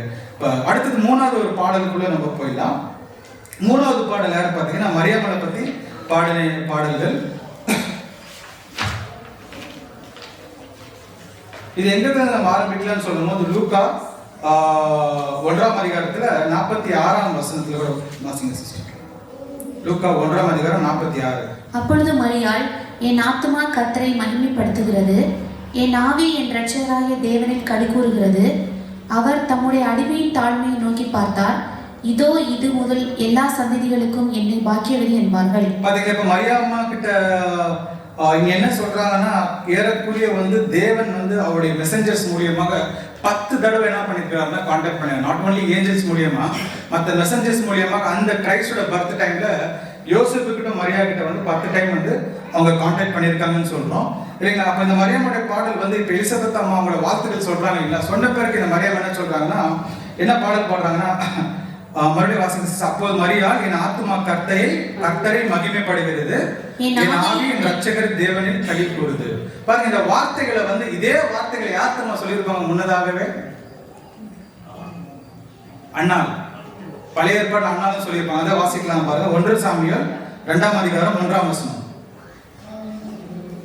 அப்பொழுது அன்னாள் ஜெபம் பண்ணி, என் இருதயம் கர்த்தருக்குள் களி கூறுகிறது, என் கொம்பு கர்த்தருக்குள் உயர்ந்திருக்கிறது, என் பகைஞரின் மேல் என் வாய் திறந்திருக்கிறது, உம்முடைய இரட்சிப்பினாலே சந்தோஷப்படுகிறேன். அண்ணாள் என்ன சொல்றாங்க? என் இருதயம் கர்த்தருக்குள் களி கூறுது என்ற ஒரு விஷயத்தை கூட அண்ணாள் பேசியிருப்பாங்க. அப்ப இந்த வார்த்தையை மரியம்மா பேசியிருக்கிறதுக்கு முக்கியமான ஒரு காரணம் என்று பாத்தீங்கன்னா, என் ஆத்துமா கர்த்தரை மகிமைப்படுகிறது, என் ஆவி ரட்சகர் தேவனில் களி கூறுதுன்னு சொல்லும் போது இது வந்து சாதாரண விஷயம் இல்லை. நம்ம கவனிக்கிறோம். காரணம் என்னன்னு பாத்தீங்கன்னா பாருங்க, இந்த வார்த்தையில சொல்லும் போது எதுவுமே வந்து ஒரு விஷயத்தை கூட நம்ம கவனிக்கலாம். உதடுனால துதிக்கிறதுக்கும் இருதயத்தினால துதிக்கிறதுக்கும் ஒரு வித்தியாசம் இருக்குது. ஆனா இந்த மரியாள் பாடின பாட வந்து முழு இருதயத்தோட என்ன பண்ணியிருக்காங்கன்னா, இந்த பாடலை அவங்க பாடியிருக்காங்க. முழு விசுவாசத்தோடும், முழு அன்போடும், முழு பய பக்தியோடும், முழு சந்தோஷத்தோடும் என்ற ஒரு பாடலை அவங்க பாடியிருக்கிற முக்கியமான ஒரு காரணம் வந்து, தேவன் என்ன அவருடைய தெய்வீக திட்டத்தில் ஒரு பொருட்டாக என்ன எண்ணியிருக்கிறார் என்ற ஒரு விஷயத்தை கூட கவனிக்கிறார். அது மாத்திரமல்ல, யாருக்குமே கிடைக்காத பாக்கியம் இந்த அம்மாக்கு என்ன பண்ணிருக்குது, கிடைச்சா. அப்ப இதெல்லாமே அவங்க நினைச்சு முழு சந்தோஷத்தோட இந்த பாடலை அவங்க பாடியிருக்காரு என்ற ஒரு விஷயத்தை கூட இந்த கவனிக்கலாம். அன்புக்குரிய சகோதர சகோதரி என்று நம்ம பார்க்கிறோம். சோ அப்ப இங்க கூட மரியாளுடைய கேரக்டர் வந்து அங்க எலிசபெத் அம்மா சொன்ன போல ஸ்திரீகளுக்குள்ளே பெண்களுக்குள்ளே இங்க ஆசீர்வதிக்கப்பட்டதுன்னு சொல்லும் போது அது எப்படிப்பட்ட ஒரு முக்கியமான ஒரு விஷயத்தை நம்ம பார்க்கிறோம்னு பாத்தீங்கன்னா பாருங்க, அவங்களுடைய சொசைட்டில நம்ம இருக்கும் போது எவ்வளவுதான் நம்மளுக்கு சத்தியம் அறிஞ்சாலும் சொசைட்டில நம்ம இப்படிதான் இருப்போம். அவங்களை காம்ப்ரமைஸ் பண்ற மாதிரி தான் வாழ்றதுக்கு என்ன பண்றோம். இந்த 4 பேருக்காக வாழணும்னு சொல்றோம் தெரியுங்களா? எவ்வளவு சத்தியம் தெரிஞ்சா 4 பேருக்காக தான் நம்ம என்ன பண்ணுவோம், வாழ்றதுக்கு இருப்போம். அதுதான் நம்மளுடைய காம்ப்ரமைஸ். அந்த மரியாதை என்ன பண்ணல, இப்ப ஒரு கணவன் அறியாமல் இவங்க என்ன பண்ண போறாங்க, ஒரு குழந்தை பெற்றெடுக்க போறாங்கன்னு சொல்லும் போது சொசைட்டி என்ன பேசியிருக்கோம், இந்த கதை லா இருக்கிற நியாயப்பிரமாணம் இருக்கிற காலப்பகுதி என்ன பேசியிருக்கோம், சொசைட்டி என்னெல்லாமோ பேசியிருக்கோம். வேசியின் ஸ்திரீன்னு பேசியிருப்பாங்க, இவங்களை கல்லடிச்சு கொள்ளணும்னு பேசியிருப்பாங்க. பட் இதெல்லாம் அவங்க என்ன பண்ணல, பொருட்படுத்தாமல் என் ஆத்துமா ஆண்டவரை போற்றுகிறது, மகிமைப்படுத்துகிறது, களி கூறுகிறது என்ற ஒரு விஷயத்தை கூட இந்த அம்மா வந்து ரொம்ப அருமையாக சொல்றாங்க. சொசைட்டி கூட இல்ல, இவங்க யோசேப்பு கூட என்ன பண்ணல. சரி, யோசேப்பு என்ன சொல்வாரு, அதுக்கு கூட இவங்க பயப்படல இல்லைங்களா?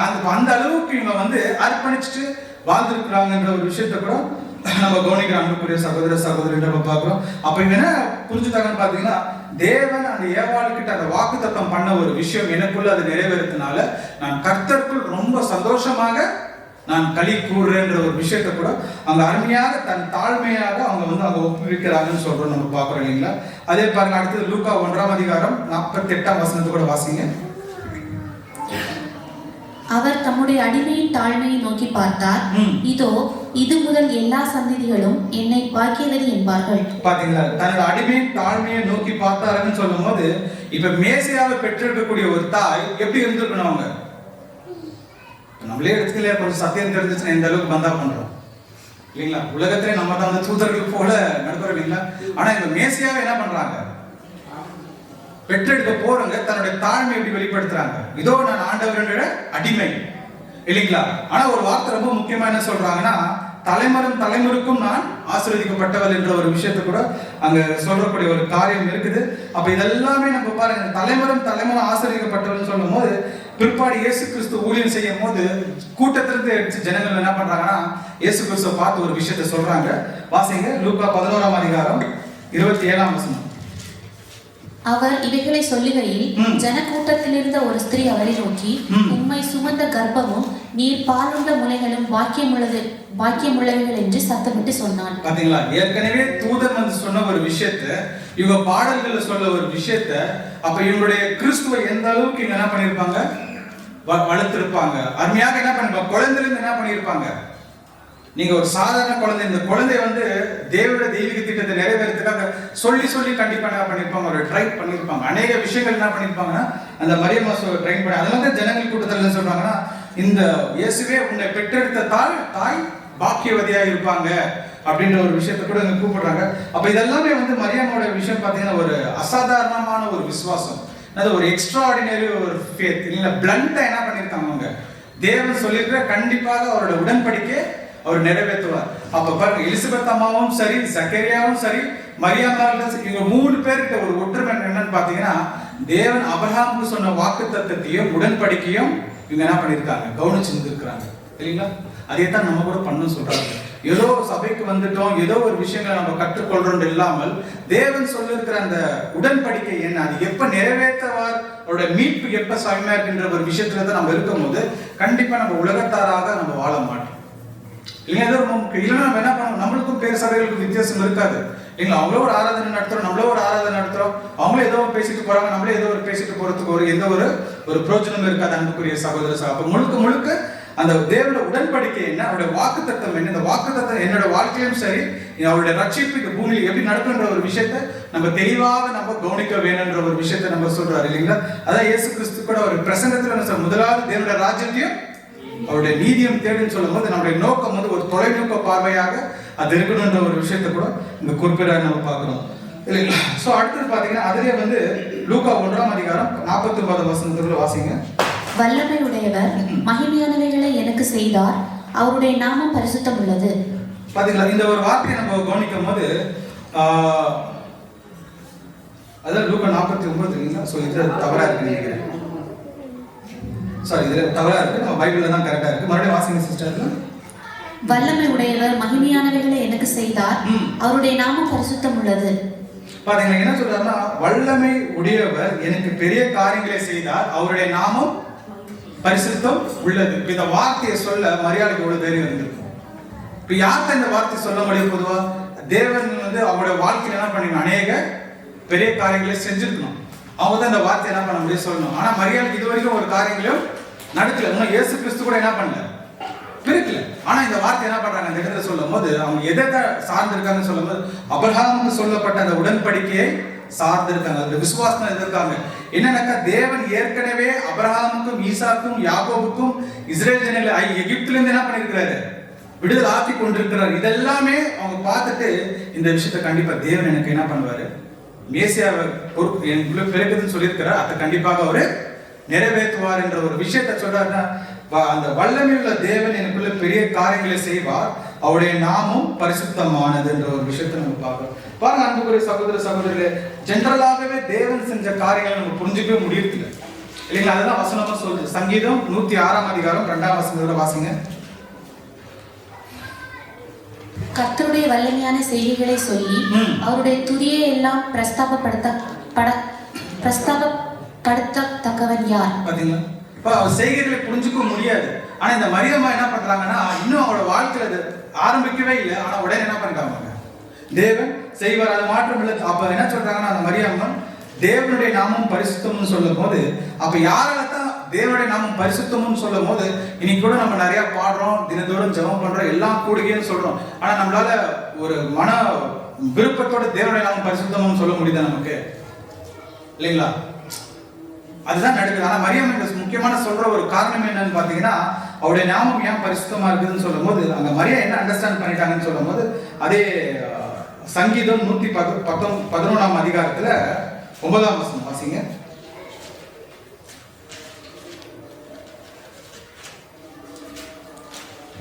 சங்கீதம் 111:9. அவர் தமது ஜனத்துக்கு மீட்பை அனுப்பி தமது உடன்படிக்கையை நித்திய உடன்படிக்கையாக கட்டளையிட்டார், அவருடைய நாமம் பரிசுத்தமும் பயங்கரமானது. இல்லைங்களா? சோ அப்ப யார் தான் ஒருத்தருடைய தேவனுடைய நாமத்தை பரிசுத்தமும் சொல்லும் போதுன்னு பாத்தீங்கன்னா, யார் தேவனுடைய மீட்பையும் உடன்படிக்கையும் நினைவு கூறுறவங்களுக்கு மாத்திரம் தான் சொல்ல முடியும் இல்லைங்களா? இல்லைன்னா நம்ம கிறிஸ்துவோட பேரை மாத்திரம் வைத்துக்கொண்டு நம்ம வாழ்ற வாழ்க்கை அது நம்மள்தான் இருக்கும். ஆனா இந்த மரியம்மோட கேரக்டர் நம்ம பார்க்கும் போது, அவங்க அந்த மீட்பை குறிச்சும் அவங்களுடைய உடன்படிக்கை குறிச்சும் அவங்க தியானிச்சதுனால தான் தேவனுடைய நாமம் பரிசுத்தம்ன்ற ஒரு விஷயத்தை கூட இங்க கவனிக்கிறோம் நம்ம பார்க்கிறோம். அடுத்து நம்ம லூக்கா 1ஆம் அதிகாரம் 50ஆம் வசனத்தை கூட போயிடலாம். லூக்கா 1ஆம் அதிகாரம் 50ஆம் வசனம். அவருடைய இரக்கம் அவருக்கு பயந்தவர்களுக்கு தலைமுறை தலைமுறைக்கு உள்ளது. பாத்தீங்க, மரியம்மோட கேரக்டர் பாத்தீங்கன்னா, இப்ப தேவன் அந்த இடத்துல யாருக்கு இரக்கம் காட்டினாருங்க? மரியாமாக்கு இரக்கம் காட்டினார். அந்த மரியாமா இந்த வார்த்தைகளை சொல்லும் போது என்ன சொல்றாங்கன்னா, தலைமுறையாக தேவன் என்ன பண்றாரு? இரக்கம் காட்டிட்டு இருக்காரு. இப்ப பாருங்க, எனக்கு ஒரு ஊழியத்துல ஒரு வாய்ப்பு கிடைச்சதுன்னு சொல்லும் போது இந்த வாய்ப்பை நான் எப்படி பயன்படுத்துவேன், எப்படி நான் நினைக்குவேன், எப்படி நினைக்குவேன்? தேவன் கொடுத்தாருன்றது சரிதான், ஆனா எப்படி நினைக்குவேன்? அப்பா என்ன ஒண்டிதான் தேவன் செலக்ட் பண்ணியிருப்பான்ற ஒரு நினைப்பு. இது ஏற்பாக நேச்சராக வரக்கூடிய ஒரு கேரக்டர், இதை தவறுன்னு சொல்ல முடியாது. பாருங்க, குடும்பத்தை கூட நம்ம சந்தித்து இருக்கும்போது அப்பா தேவன் நம்மள மாத்திரம் தான் என்ன பண்ணிக்கிறாரு, அவருக்கு தெரிஞ்ச அந்த ஒரு மேட்டிமை பெருமை. ஆனா மரியாமா இங்க சொல்ல, அவங்க என்ன சொல்றாங்கன்னா, என்னை மாத்திரம் இல்ல தலைமுறை தேவன் இதுதான் செஞ்சுட்டு இருக்காங்க ஒரு விஷயத்த கூட சொல்றாங்க. இல்ல தலைமுறை என்ன பண்றாங்க, தேவனுக்கு யார் எல்லாமே பயப்படுறாங்களோ அவங்களை என்ன பண்ணிட்டு வர்றாரு, அவரு சந்திச்சுட்டு வந்திருக்கிறாருன்ற ஒரு விஷயத்த கூட நம்ம பார்க்கிறோம். அதாவது பாக்குறீங்கன்னா சங்கீதம் 25:6 கூட, கர்த்தாவே உங்களுடைய இரக்கங்களையும் உங்களுடைய காரணங்களையும் நினைத்தவர்களும் அவைகள் அனாதி காலம் முதல் இருக்கிறது. அப்ப மரியமாக்க வேண்டி அங்க புதுசா அங்க கொடுக்கப்படல, ஆதி காலத்துல இருந்து என்ன பண்றாரு, யாரெல்லாம தேவனுக்கு பயப்படுறாங்களோ அந்த வாக்கு தத்தங்கள் அவங்க நிறைவேற வராங்கன்ற ஒரு விஷயத்த கூட இங்க கவனிக்கிற அன்புக்குரிய சகோதரன் நம்ம பார்க்கிறோம். பாருங்க, அதுல சங்கீதம் 25:14 கூட, கர்த்தருடைய ரகசியம் அவருக்கு பயந்தவர்கள் இடத்தில் இருக்கிறது, அவர்களுக்கு தம்முடைய உடன்படிக்கையை தெரியப்படுத்துவார். அப்ப அந்த மரியாதைக்கு உடன்படிக்கை தெரிவித்த காரணமே இந்த ஒரு பயம் இந்த ஒரு விஷயத்தா இருந்துச்சு. ஆனா அவங்க அருமையாக சொல்லும் போது, இது எனக்கு மாத்திரம் இல்ல, தலைமுறை என்ன பண்ணிருக்காரு தேவன், இதான் அவர் செஞ்சுட்டு இருக்காரு ஒரு தாழ்மையாக அவங்க சொல்றாங்கன்ற ஒரு விஷயத்த கூட நம்ம பார்க்கிற அன்புக்குரிய சகோதரன் நம்ம பார்க்கிறோம். அடுத்து லூக் 1:51 கூட வாசிக்கலாம். தம்முடைய புயத்தினாலே பராக்கிரம் செய்தார், இருதய சிந்தையில் அகந்தை உள்ளவர்களை சிதறடித்தார். பாத்தீங்களா, தம்முடைய புயத்தினால பராக்கிரமம் செய்தார், இருதய சிந்தையால் அகந்தை உள்ளவர்களை சிதறடித்தார். இது யாரை குறிச்சு பேசுறாங்க? இது சாதாரணமா மரியமா பரிசுத்தாவியில் நிரப்பப்பட்டு இது பேசக்கூடிய ஒரு வார்த்தை. யாரு நம்ம பார்க்கும்போது அன்புக்குரிய கொஞ்சம் கவனித்து பார்த்தீங்கன்னா, இங்கிலீஷ்ல ஹார்மோன் வரும், இங்க புயத்தினால், புயம்ன்றது என்னங்க, நம்முடைய கை. இந்த கையினால் என்ன பண்றாரா, பலம் இல்லைங்களா? இந்த கையினால இருதய சிந்தையில் அகந்தை உள்ளவர்கள் என்ன பண்ணியிருக்காரு, சிதறடித்தார். அதுல 52 கூட வாசிங்க, 52:52. பலவான்களை ஆசனத்திலிருந்து தள்ளி, பாத்தீங்களா, பலவான்களை ஆசனத்திலிருந்து தள்ளி தாழ்மையானவர்களை உயர்த்தினார். இது என்ன இங்க பாடுறாங்க நம்ம, ஆக்சுவலி இது ஒரு ப்ராஃபஸி. இதை நம்ம கவனிக்கும் போது நம்ம கொஞ்சம் பாத்தீங்கன்னா, இருதயத்தில் அகந்தை உள்ளவர்களை சிதறடித்தாருன்னு சொல்லும் போது யார் இந்த இஸ்ரேல் ஜனங்கள் நம்ம கொஞ்சம் கவனிச்சோம்னாக்கா, எப்ப அங்க செடக்கியா ராஜா வந்து நெபுகட்நேசர் வந்து புடிச்சுட்டு போறாரோ அந்த இடத்துல இருந்து இப்ப மட்டும் இஸ்ரேலுக்கு ராஜாவே இல்லை, இல்லைங்களா? இப்ப மட்டும் என்ன இல்லை இஸ்ரேலுக்கு, அந்த ராஜபாரமே அவங்களுக்கு கொடுக்கப்படல, இல்லைங்க? இதைதான் சொல்றாரு. ஏன்னா இவருடைய ராஜாக்களோட இருதயம் என்ன ஆயிடுச்சு, தேவன் கொடுக்கிற பிரமாணத்தை இவங்க கை கொள்ளாமல் தங்களே மேட்டிமை சிந்தவர்களா இருந்தாங்க. அதே நீங்க என்ன பண்ணிட்டாருன்னா, அந்த ஆசனத்திலிருந்து கீழே இருக்குனே வந்தாரு. சவுல இருக்கிறாரு, தாவீது தப்பனர், தாவீதை கட்ட உள்ள ஆலயத்தை, மறுபடியும் சாலமன் வந்தாரு. சாலமன் அநேக ஒரு தப்புக்குள்ள போகும்போது அவரு என்ன பண்ணிட்டாரு, இல்ல அங்க இருந்து வர ராஜாக்கள், ஒரு சில ராஜாக்கள் என்ன பண்ணிருக்காங்க, உண்மையா இருந்திருக்காங்க. அதுல கடைசி அங்க வெயிட் பண்ணாரு தேவன், பார்த்தாரு நெபுகட்நேசர், நீ இப்போ இஸ்ரேல் என்ன பண்ணு, அட்லீஸ்ட் இப்பனா திருந்துவீங்கன்னா பார்த்தாரு, திருந்தல. நெபுகட்நேசர் போய் ஜெடக்கியாவை குடிச்சாரு. அங்க இருந்து பாத்தீங்கன்னா தலைமுறையாக இப்ப கூட அந்த நீங்க எப்ப பாத்தீங்கன்னா கிட்டத்தட்ட 1914 வந்து ஃபர்ஸ்ட் வேர்ல்டு வார் ஸ்டார்ட் ஆகுது இல்லைங்களா நம்மளுக்கு. அங்க என்ன ஆச்சுன்னு பாத்தீங்கன்னா, ஒரு ஜியோன் மூவ்மெண்ட் ஸ்டார்ட் ஆச்சு. இது நமக்கு ஹிஸ்டரியில கிடைக்கும். ஜியோன் மூவ்மெண்ட் எப்ப ஸ்டார்ட் ஆச்சுன்னு 1914. அங்க இருந்து இவங்க கேதர் பண்ணி 1948 ஒரு நேஷனாக வந்தாங்க.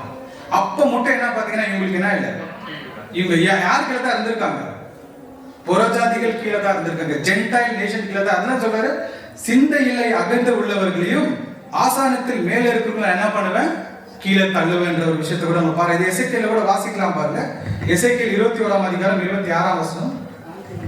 பாகையை கலற்று, கிரீடத்தை எடுத்து போடு, அது இனி முன்போலிராது, தாழ்ந்தவனை உயர்த்தி உயர்ந்தவனை தாழ்த்துவேன். பாத்தீங்களா, தாழ்ந்தவனை உயர்த்தவனை தாழ்த்துவேன். நம்ம இஸ்ரேல் ராஜ்யங்கள் எல்லாமே தாழ்த்திட்டாரு.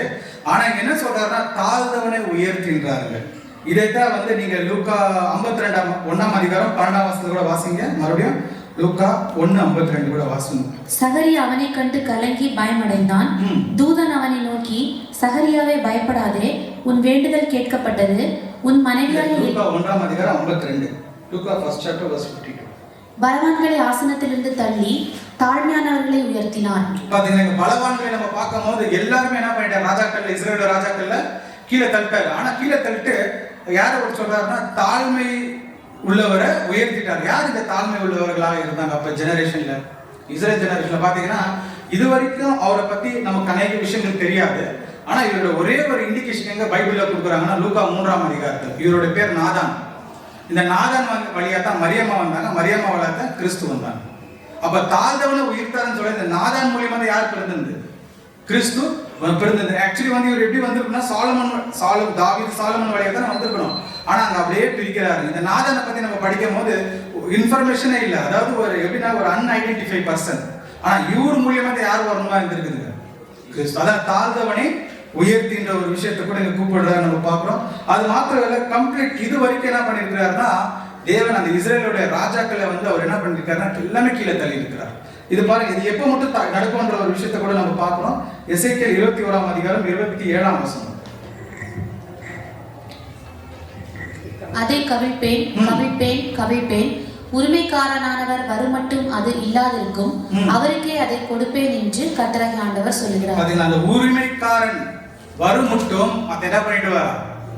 இஸ்ரேல் ஜனங்களை ஏந்திரிக்கவே விட மாட்டார். கவிழ்ப்பேன் கவிழ்ப்பேன் கவிழ்ப்பேன். இது ஒரு பெரிய தீர்க்க தரிசனம். நீங்க அப்ப பாத்தீங்கன்னா கிட்டத்தட்ட 1606 BCல இருந்து 1914 கூட நம்ம கால்குலேட் பண்ணோம்னா ஏறக்குறைய 2520 இயர்ஸ் வருது. அந்த 2520 இயர்ஸ் ஜென்டைல் நேஷன் தான் இஸ்ரேலை ரூல் பண்ணிது. அவங்க ஏந்திரிக்கவே இல்லை, இல்லைங்களா? அதுதான் வந்து மரியம்மா அந்த ஒரு பாடல் அவங்க பாடுறாங்கன்னு நம்ம பார்க்கிறோம். அது எப்ப மட்டும்னா உரிமைக்காரன் வந்து அந்த உரிமையாருன்னா நம்ம கர்த்தராகிய இயேசு கிறிஸ்து. இவர் வந்து முழுமையாக அந்த இஸ்ரேலுக்கு அதை திருப்பி கொடுக்கிற ஒரு கால பகுதியாக அங்க இருப்போம் நம்ம பார்க்கிறோம். அடுத்து கூட வாசிங்க சிஸ்டர். அந்த லூக்கா 1ஆம் அதிகாரம் 51 நானே வாசிச்சிருக்கேன். அந்த லூக்கா 1:51 என்ன சொல்றாரு பாத்தீங்கன்னா, இதெல்லாமே எப்படி செய்ய போறாருன்னு சொல்லும்போது தன் புயத்தினால செய்ய போறாரு. இந்த புயம்ன்றது யாருன்னு பாத்தீங்கன்னா, இந்த புயம்ன்றது பலம். அப்ப தேவனுக்கு யார் பலமா இருந்தவர்? நம்ம ஆண்டவராகிய இயேசு கிறிஸ்து. அதை கூட வாசிக்கலாம் பாருங்க. ஏசாயா 2ஆம் அதிகாரம் 11ஆம் வசனத்துல கூட ஏசாயா 2:11. ஏசாயா 2ஆம் அதிகாரம் 11ஆம் வசனம். நரரின் மேட்டுமையான கண்கள் தாழ்த்தப்படும், மனுஷரின் வீராப்பும் தனியும், கர்த்தர் ஒருவரே அந்நாளில் உயர்ந்திருப்பார். கர்த்தர் ஒருவரே ஒன்னால உயர்ந்திருப்பார். தேவனுடைய பலமாக இருக்கிற வலது பரிசுல உட்கார்ந்து இருக்கிற கர்த்தர் என்ன பண்ணுவாரா? இந்த காரியத்தை அவர் செய்வார். அவருடைய புயத்தினால் என்ன பண்ணுவார்? கம்ப்ளீட் என்ன பண்ணிடுவார்னா எங்க இருக்கிற பிரசன்ட் இருக்கிற இந்த ராஜ்யங்களை என்ன பண்ணுவார்? டிஸ்ட்ரக்ஷன்ல கொண்டு வந்துருவார். அங்க அவர் மாத்திரமே அந்த புயத்தினால சபையை கூட என்ன பண்றாருன்னா அவர் வழி எடுத்துறாரு. அதை கூட வாசிக்கலாம் பாருங்க. ஏசாயா 40:11. ஏசாயா 40:11. மேய்ப்பனை போல தமது மந்தையை மேய்ப்பார், ஆட்டுக்குட்டிகளை தமது புயத்தினால் சேர்த்து தமது மடியிலே சுமந்து கரவலாடுகளை மெதுவாய் நடத்துவார். பாத்தீங்களா, அந்த கைகள்னு சொல்லும்போது அது கர்த்தர் நம்முடைய மேய்ப்பனாக இயேசு கிறிஸ்து. இவர் தான் நம்மள என்ன பண்ணுவார்னா வழிநடத்துவார். நம்மளை மேய்க்கிறது மாத்திரம் இல்லை, அதே நேரத்தில் உலக ஜனங்களை என்ன பண்ணிடுவாரு? அவரோட பவர்னால என்ன பண்ணுவார்? இப்ப இருக்கிற இந்த ராஜ்யங்கள் எல்லாமே அவர் அழிச்சிடுவார் என்ற ஒரு விஷயத்தை கூட இங்க கவனிக்கலாம். மறுபடியும் மரியமோட கடைசி அந்த பாடல்களை போயிடலாம். லூக்கா 1ஆம் அதிகாரம் 53ஆம் வசனம். நானே சொல்லிடுறேன் பாருங்க. பசி உள்ளவர்களை நன்மையினால் நிரப்பி ஐஸ்வர்யம் உள்ளவர்களை வெறுமையால் அனுப்பி விடார். அப்ப என்ன சொல்றாருன்னா, பசி உள்ளவர்களை நன்மையால் நெருப்பின்னு யாருன்னு சொல்லும்போது, அப்ப யார் இந்த பசி உள்ளவர்கள் சொல்லும் போது இது நமக்கு தெரியும். சத்தியத்தில் பசி உள்ளவர்களை கண்டிப்பாக நிரப்புவார், கண்டிப்பாக இதை நிரப்புவார். ஆனா இங்க சொல்லப்பட்டிருக்கிற வசனம் வந்து ராஜ்யத்துல சொல்லப்பட்டிருக்கிற ஒரு விஷயம். அப்ப என்ன பண்றாருன்னா, இதே ஒரு ஆங்கிள் வந்து ஜான் த பேப்டிஸ்ட் கூட பேசியிருப்பார். அதே லூக்கா 3ஆம் அதிகாரத்துல 5-6 வசனங்கள் வாசிங்க. லூக்கா 1ஆம் அதிகாரம் 5ஆம் வசனம். சாரி, 3ஆம் அதிகாரம் 5ஆம் வசனம். லூக்கா 3ஆம் அதிகாரம் 5ஆம் வசனம். மாம்சமான யாவரும் தேவனுடைய இரட்சிப்பை காண்பார்கள் என்றும் வனாந்தரத்திலே கூப்பிடுகிறவனுடைய சத்தம் உண்டாகும் என்று ஏசாயா தீர்க்கதரிசி ஆகமத்தில் எழுதியிருக்கிற பிரகாரம் அவன் யோர்தான் நதிக்கு அருகான தேசம் எங்கும் போய் பாவ மன்னிப்புக்கென்று மனம் திரும்புதலுக்கு ஏற்ற ஞானஸ்தானத்தை தமிழ்ல மேல வரும் 3ஆம் வசனம் 3 தமிழ்ல. அப்பொழுது கர்த்தருக்கு வழி ஆயத்தப்படுத்துங்கள், அவருக்கு பாதைகளை செவ்வை பண்ணுங்கள் என்றும் பள்ளங்கள் எல்லாம் நிரப்பப்படும். பாத்தீங்களா, இங்க மரியம் என்ன சொல்றா? பசி உள்ளவர்களை நிரப்புவார்னு சொல்லும்போது அது என்னத்தை குறிக்கிறாருன்னா பள்ளங்கள் எல்லாம் நிரப்பப்படும், மலைகளும் குன்றுகளும் தாழ்த்தப்படும். இது எது இன்னைக்கு இருக்கிற இந்த சமுதாயத்தில் இருக்கிற சோஷியல் ஜஸ்டிஸ் ஒன்று இருக்கு இல்லைங்களா? இதை வந்து ஒரு ஈக்குவாலிட்டி கொண்டு வந்துருவார். இல்லைங்களா? அந்த ஏற்றத்தாழ்வு என்ன இருக்காது, அவருடைய ராஜ்யத்துல இருக்காது. எல்லாமே ஒரு சம நிலைமையில அது இருக்கும். இதுதான் மரியாதை என்ன சொல்றாங்க, பசி உள்ளவர்களை, இந்த சபையை மாத்திரமல்ல முழு உலக ஜனங்களுக்கும் ஏதேன் தோட்டத்தில் எப்படி இருந்தாலும் அதே ஒரு ஏதேன் தோட்டத்தை பூமியில் என்ன பண்ண போறாரு, அவர் கொண்டு வந்து அந்த பசி உள்ளவர்களை தாகம் தீர்க்குவார் என்ற ஒரு விஷயம் என்ற ஒரு விஷயம் நம்ம பார்க்கிறோம். சோ அதுல 54-55 கூட ஃபர்ஸ்ட் லூக்கா 1:54-55 நம்முடைய பிதாக்களுக்கு அவர் சொன்னபடியே ஆபிரகாமுக்கும் அவன் சந்ததிக்கும் என்றென்றைக்கும் இரக்கம் செய்ய நினைத்து தம்முடைய தாசனாக இஸ்ரேலை ஆதரித்தார் என்றார். சோ அப்ப இங்க பாத்தீங்கன்னா இது கூட மரியாதை என்ன பண்றாங்க பாருங்க. இவங்க 3 பேரோட பாடல்ல ஒரே விஷயம் என்ன பாக்குறோம்னா, ஆபிரகாமுக்கு செஞ்ச உடன்படிக்கை என்ன பண்றாங்க, இவங்க நினைவு கூறாங்க. இதுதான் ஒரு புது சிருஷ்டியோட ஒரு வேலையாக இருக்கணும் இல்லைங்களா? கண்டிப்பா நமக்கு அநேக இந்த பூமிக்குரிய காரியங்கள் அநேகம் இருந்தாலும் நம்மளுடைய விசுவாசத்தை வளரணும்னு சொல்லும் போது அவரோட உடன்படிக்கை வாக்குத்தத்தின் மேல தான் நம்ம வளர முடியும். இதுதான் ரொம்ப முக்கியம். அந்த டைம், அந்த பேஷன்ட்லி, அந்த நேரத்துக்காக நம்ம என்ன பண்ணோம், வெயிட் பண்ணின்ற ஒரு விஷயத்தை கூட நம்ம பார்க்கிறோம். இதோட முடிச்சிடலாங்களா? இன்னும் 3 சாங் இருக்கு, முடிச்சிடலாமா? இல்ல கடைசி கன்க்ளூஷன் முடிச்சிடலாங்களா? எப்படி சொல்றீங்க? 3 சாங் 10 நிமிஷம் தான் ஆகும். No problem.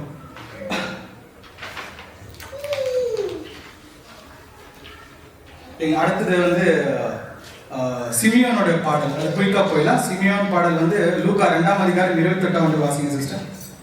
லூக்கா 2:28 அவன் அவரை தன் கைகளில் ஏந்தி கொண்டு தேவனை ஸ்தோத்தரித்து, ஆண்டவரே உமது வார்த்தையின்படி உமது அடியேனை இப்பொழுது சமாதானத்தை போக விடி. போதும். இங்க என்ன சொல்றாருன்னா, சிம்பிளா சிமியோன் வந்து அந்த ஆலயத்துல அந்த குழந்தையை கொண்டு போறாங்க.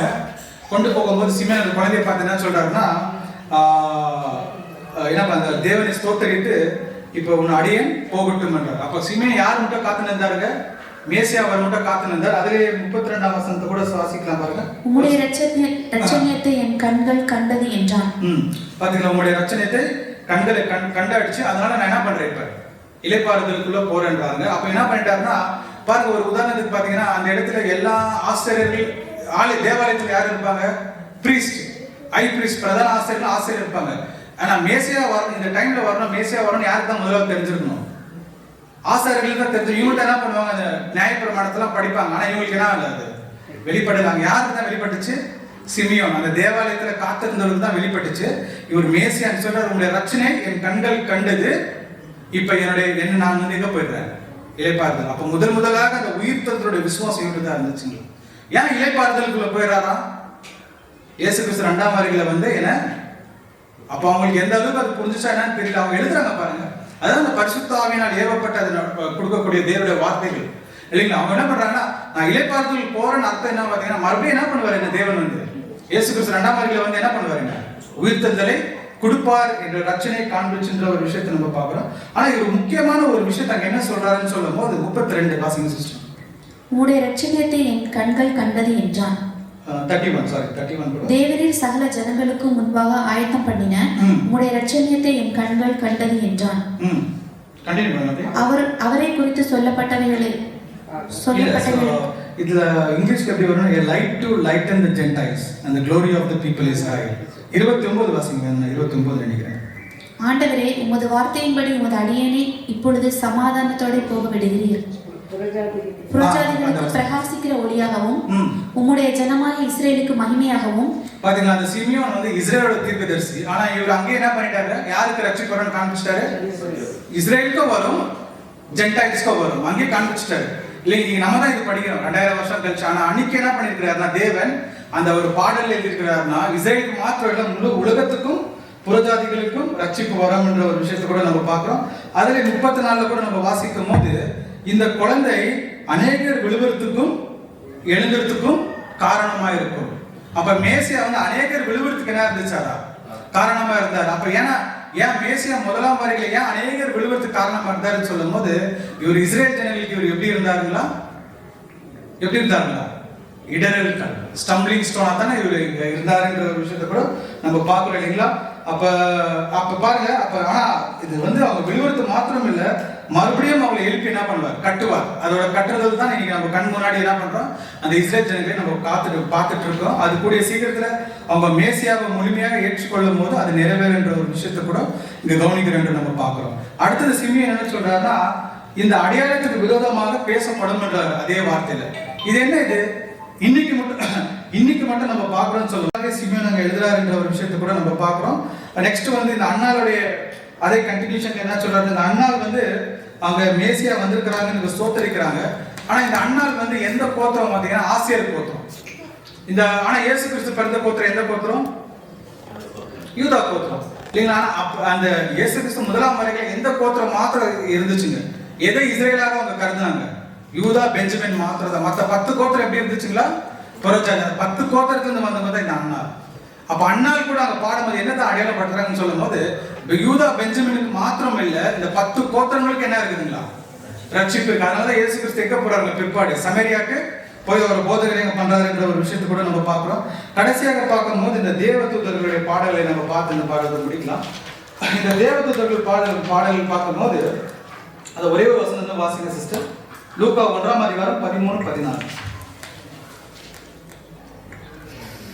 தூதன் அவனை நோக்கி, சகரியாவே பயப்படாதே, உன் வேண்டுதல் கேட்கப்பட்டது. உன் மனைவியாக எலிசபெத்து உனக்கு ஒரு குமாரனை பெறுவாள். அவனுக்கு யோவான் என்று பெயரிடுவாயாக. லூக்கா 1ஆம் அதிகாரம் 13 சரி லூக்கா 2ஆம் அதிகாரம் 13-14 மணி. அந்த குஷனமே பரமசேனையின் திரள் அந்த தூதனுடனே தோன்றி, உன்னதத்தில் இருக்கிற தேவனுக்கு மகிமையும் பூமியிலே சமாதானமும் மனுஷர் மேல் பிரியமும் உண்டாவதாக என்று சொல்லி. அப்ப தேவதூதர்கள் வந்து அங்க வந்து சொல்றாங்க, உன்னதத்தில் தேவனுக்கு மகிமையும் பூமியில் சமாதானமும் மனுஷர்கள் மேல் பிரியம் உண்டாவதாக என்று சொல்றாங்க. பாருங்க, இது வந்து தேவதூதர்கள் சொல்லக்கூடிய ஒரு விஷயம் என்ன பாத்தீங்கன்னா, இதுல நம்ம என்ன கவனிக்க வேண்டியன்னா, தேவதூதர் பாக்கிலும் நம்ம என்ன பண்ணிக்கிறார்? தேவன் சபைக்கு தேவதூதர்களுக்கு அதிக கனம் இருக்குதா, இல்ல சபை வந்து முடிஞ்சிட்ட பிறகு அதிக கனம் கொடுக்குதா? சபைக்கு யாருக்கு அதிக கனம் இருக்குதுங்க? திருச்சபை பிள்ளைகள் தான். அவங்க தான் அந்த சாகாமையோட ஜீவனுக்கு போயிடுவாங்க. ஆனா இந்த தேவதூதர்கள் சபைக்கு கனம், அவங்களுடைய கனம் கம்மியா இருக்கு தெரிஞ்சு கூட இவங்களுடைய வார்த்தைகள் எப்படி இருந்துச்சு சொல்லும் போது, பூமியில எல்லாருக்கும் என்ன இருக்குதுங்களா? சமாதானம் உண்டாகுது என்ற ஒரு விஷயத்த வந்து அங்க குறிப்பிடுறாங்க. ஏன் அந்த ஒரு விஷயத்த சொல்றாங்கன்னு சொல்லும் போது, நம்ம லூக்கா 15ஆம் அதிகாரம் 7ஆம் வசனத்துல தெரியும், ஒருத்தர் பூமியில மனம் திரும்பினா பரலோகத்துல என்ன இருக்குங்களா? சந்தோஷம் இருக்குதுன்ற போகிற அதே விஷயத்தை தான் வந்து அங்க தேவதூதர்களுக்கு அந்த சந்தோஷம் இருந்துச்சுங்களா? யாரு? மனுஷர்கள் மனம் திரும்பணுன்ற ஒரு விஷயத்த இல்லைங்களா? இன்னைக்கு நம்ம கூட பாருங்க, சத்திய விதத்துல கூட நம்ம எப்ப யார் எப்ப கீழே விழுவோம், எப்ப விழுந்துடும் நம்ம பார்த்துட்டு இருக்கோம். விழுந்தா உடனே சந்தோஷம், அப்பா அவருடைய ஊழியம் என்ன ஆயிடுச்சு, இப்படிதான் நடந்துட்டு இருக்கு இல்லைங்களா? நம்ம மத்தியில அந்த ஒரு எல்லாருமே ஒரே மனசோட இருக்கிறது கண்டிப்பா கஷ்டம். ஏன்னா நம்மளுடைய இறுதியம் என்ன ஆயிடுச்சுன்னு, நம்ம அநேக டிஃப்ரெண்ட் கல்ச்சர்னால வளர்றதுனால ஒருத்தர் நம்ம கண் முன்னாடி முன்னேறணும் போதும், உடனே அவங்களை என்ன பண்ணிடணும், எப்படியாவது அவங்களுக்கு ஒரு பிளாக்கை கொடுத்து இது பண்ணி ஸ்டாப் பண்ணி. ஆனா அங்க தேவதூதர்கள் சொல்லும் போது, அவங்க அந்த சபைக்கு கீழே அவங்களோட மகிமை இருந்தாலும், அவங்களுடைய கனம் இருந்தாலும், அவங்களுடைய மனப்பக்கம் என்ன ஆயிடுச்சுன்னா, பூமியில ஒரு மனுஷன் மனம் திரும்பினான், பரலோகத்துல அவங்க என்ன பண்றாங்க? இதைதான் அவங்க சொல்றாங்க, பூமியில எல்லாருக்கும் சமாதானம் உண்டு, தேவனுக்கு உன்னதமான மகிமை செலுத்துறாங்கன்ற ஒரு விஷயத்தை கூட நம்ம பார்க்கிறோம். அன்புக்குரிய சகோதர சகோதரி என்று பார்க்கலாம். பட் இவங்களோட அறிவிப்பு கூட மெய்ப்பர்களுக்கு கொடுக்கக்கூடிய ஒரு அறிவிப்பா இருந்துச்சு. ஏன் இந்த மெய்ப்பர்களுக்கு அறிவிப்பு கொடுத்தாங்கன்னு சொல்லும் போது, இந்த மெய்ப்பர்கள் யார்? ஒரே ஒரு இன்ஃபர்மேஷன் சொல்லிட்டு முடிக்கிறேன். இந்த மெய்ப்பர்கள் யாருன்னு சொல்லும் போது, இஸ்ரேலினால வேல்யூ இல்லாம பண்ணப்பட்டவர்கள். இந்த மெய்ப்பர்கள் யார்? ஏன் அந்த பெத்லகேம்ல ஆடு மேய்க்கிறாங்கன்னு சொல்லும் போது, இந்த பஸ்காக்கு இங்க ஆடுகள் என்ன பண்ணும், மேய்ச்சி தான் இங்க பாதுகாத்து தான் கொடுக்கணும். அந்த ஒரு ஆடுகள் கூட என்ன ஆகக்கூடாது, கால் ஒடியக்கூடாது, அடிப்படக்கூடாது. அந்த ஆடு என்ன ஒரு பஸ்கா பலியாக கொடுக்க முடியாது. இவங்க பாதுகாக்கணும், பாதுகாத்து தான் இவங்க கொடுக்கணும் அந்த ஆடுல. ஆனா இவங்க வந்து தள்ளப்பட்டவர்கள் நிலைமையில தான் இருந்தாங்க இஸ்ரேல்ல. அதனாலதான் மெய்ப்பர்கள் என்ன பண்ணாங்க, சரி தூதர்கள் என்ன பண்ணாங்க, அங்க போய் என்ன சொல்றாங்கன்னா, இவ்வளவு நாட்கள் நீங்க என்ன பண்றீங்க, நிழலான ஆடத்தை என்ன பண்ணிட்டு இருக்கீங்க, மேய்ச்சிட்டு இருக்கீங்க. ஆனா நிஜமான ஆடு அங்க பிறந்துட்டாரு. அதுதான் தேவ ஆட்டுக்குட்டி. இந்த ஒரு அடையாளத்தை அங்க சொன்ன பிறகு இவங்க உடனே போய் அங்க கிறிஸ்துவை பார்த்த பிறகு உடனே என்ன பண்ணாங்க, எல்லா இடத்துலயும் இயேசு கிறிஸ்து பிறந்துட்டா ஒரு கொரியர் சர்வீஸ் செஞ்சவங்க இவங்க தான். முதல்ல உலக எல்லா இடத்துல போய் சுவிசேஷம் சொன்னவங்க முதலாவது இவங்க தான். எல்லா இடத்துல சந்தோஷத்தோட போனாங்க. தள்ளப்பட்டவர்களுக்கு அந்த இன்ஃபர்மேஷன் அங்க போச்சு நம்ம பார்க்கிறோம். ஆனா இதே தான் அன்புக்குரிய சகோதர சகோதரிகளே, இந்த மெய்ப்பர்கள் வந்து பிற்பாடு வந்து இது நம்ம தீர்க்க தரிசனமாக பார்க்கும் போது, போப்பு மார்க்கம் வந்த பிறகு கிட்டத்தட்ட மார்ட்டின் லூத்தர் வர மட்டும் என்ன ஆயிடுச்சுங்க, ஒரு டார்க் ஏஜஸா இருந்துச்சு. மார்ட்டின் லூத்தர் வந்த பிறகுதான் சத்தியம் என்ன ஆயிடுச்சு, வெளிப்படுறதுக்கு ஆரம்பிச்சிச்சு. பாத்தீங்கன்னா அங்கத்துல இருந்து தான் மறுபடியும் வெளிச்சத்தை கொடுக்குறாரு. அப்போ ஒவ்வொரு விஷயமும் 2ஆம் வருகையை குறித்து தான் அநேக விஷயங்கள் அங்க பேசுறாரு நம்ம பார்க்கிறோம். கடைசியாக நம்ம பார்க்கும் போது அன்புக்குரிய சகோதர சகோதரிகளே, இவ்வளவு பாடல்கள் பார்த்தோம். காலையில 3 பாடல் பாடணும் இல்லைங்களா? இப்போ அடுத்தது ஒரு பாடல் பாட போகிறோம். இப்போ நீங்கள் 10 பாடல் பார்க்க போகிறோம். 10 பாடல் நம்ம பார்த்துட்டோம். இப்போ நம்ம என்ன பாடல் பாடணும்? கடைசி பாடலை சொல்லுங்க.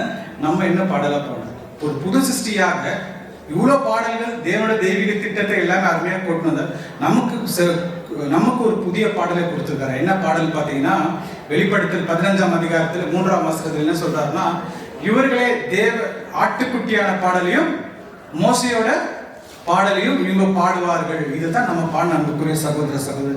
அது என்ன பாடல்னு சொல்லும் போது, தேவனுடைய அன்பு, தேவனுடைய நீதி, தேவனுடைய வல்லமை, தேவனுடைய ஞானம், இதுதான் நம்ம பாடக்கூடிய ஒரு புதிய பாடலாக நம்முடைய நாவினால் என்ன பண்ணியிருக்காரு, வச்சிருக்கிறார். இந்த பாடலை எப்படி பாடணும்னு கூட சொல்றாரு பாருங்க.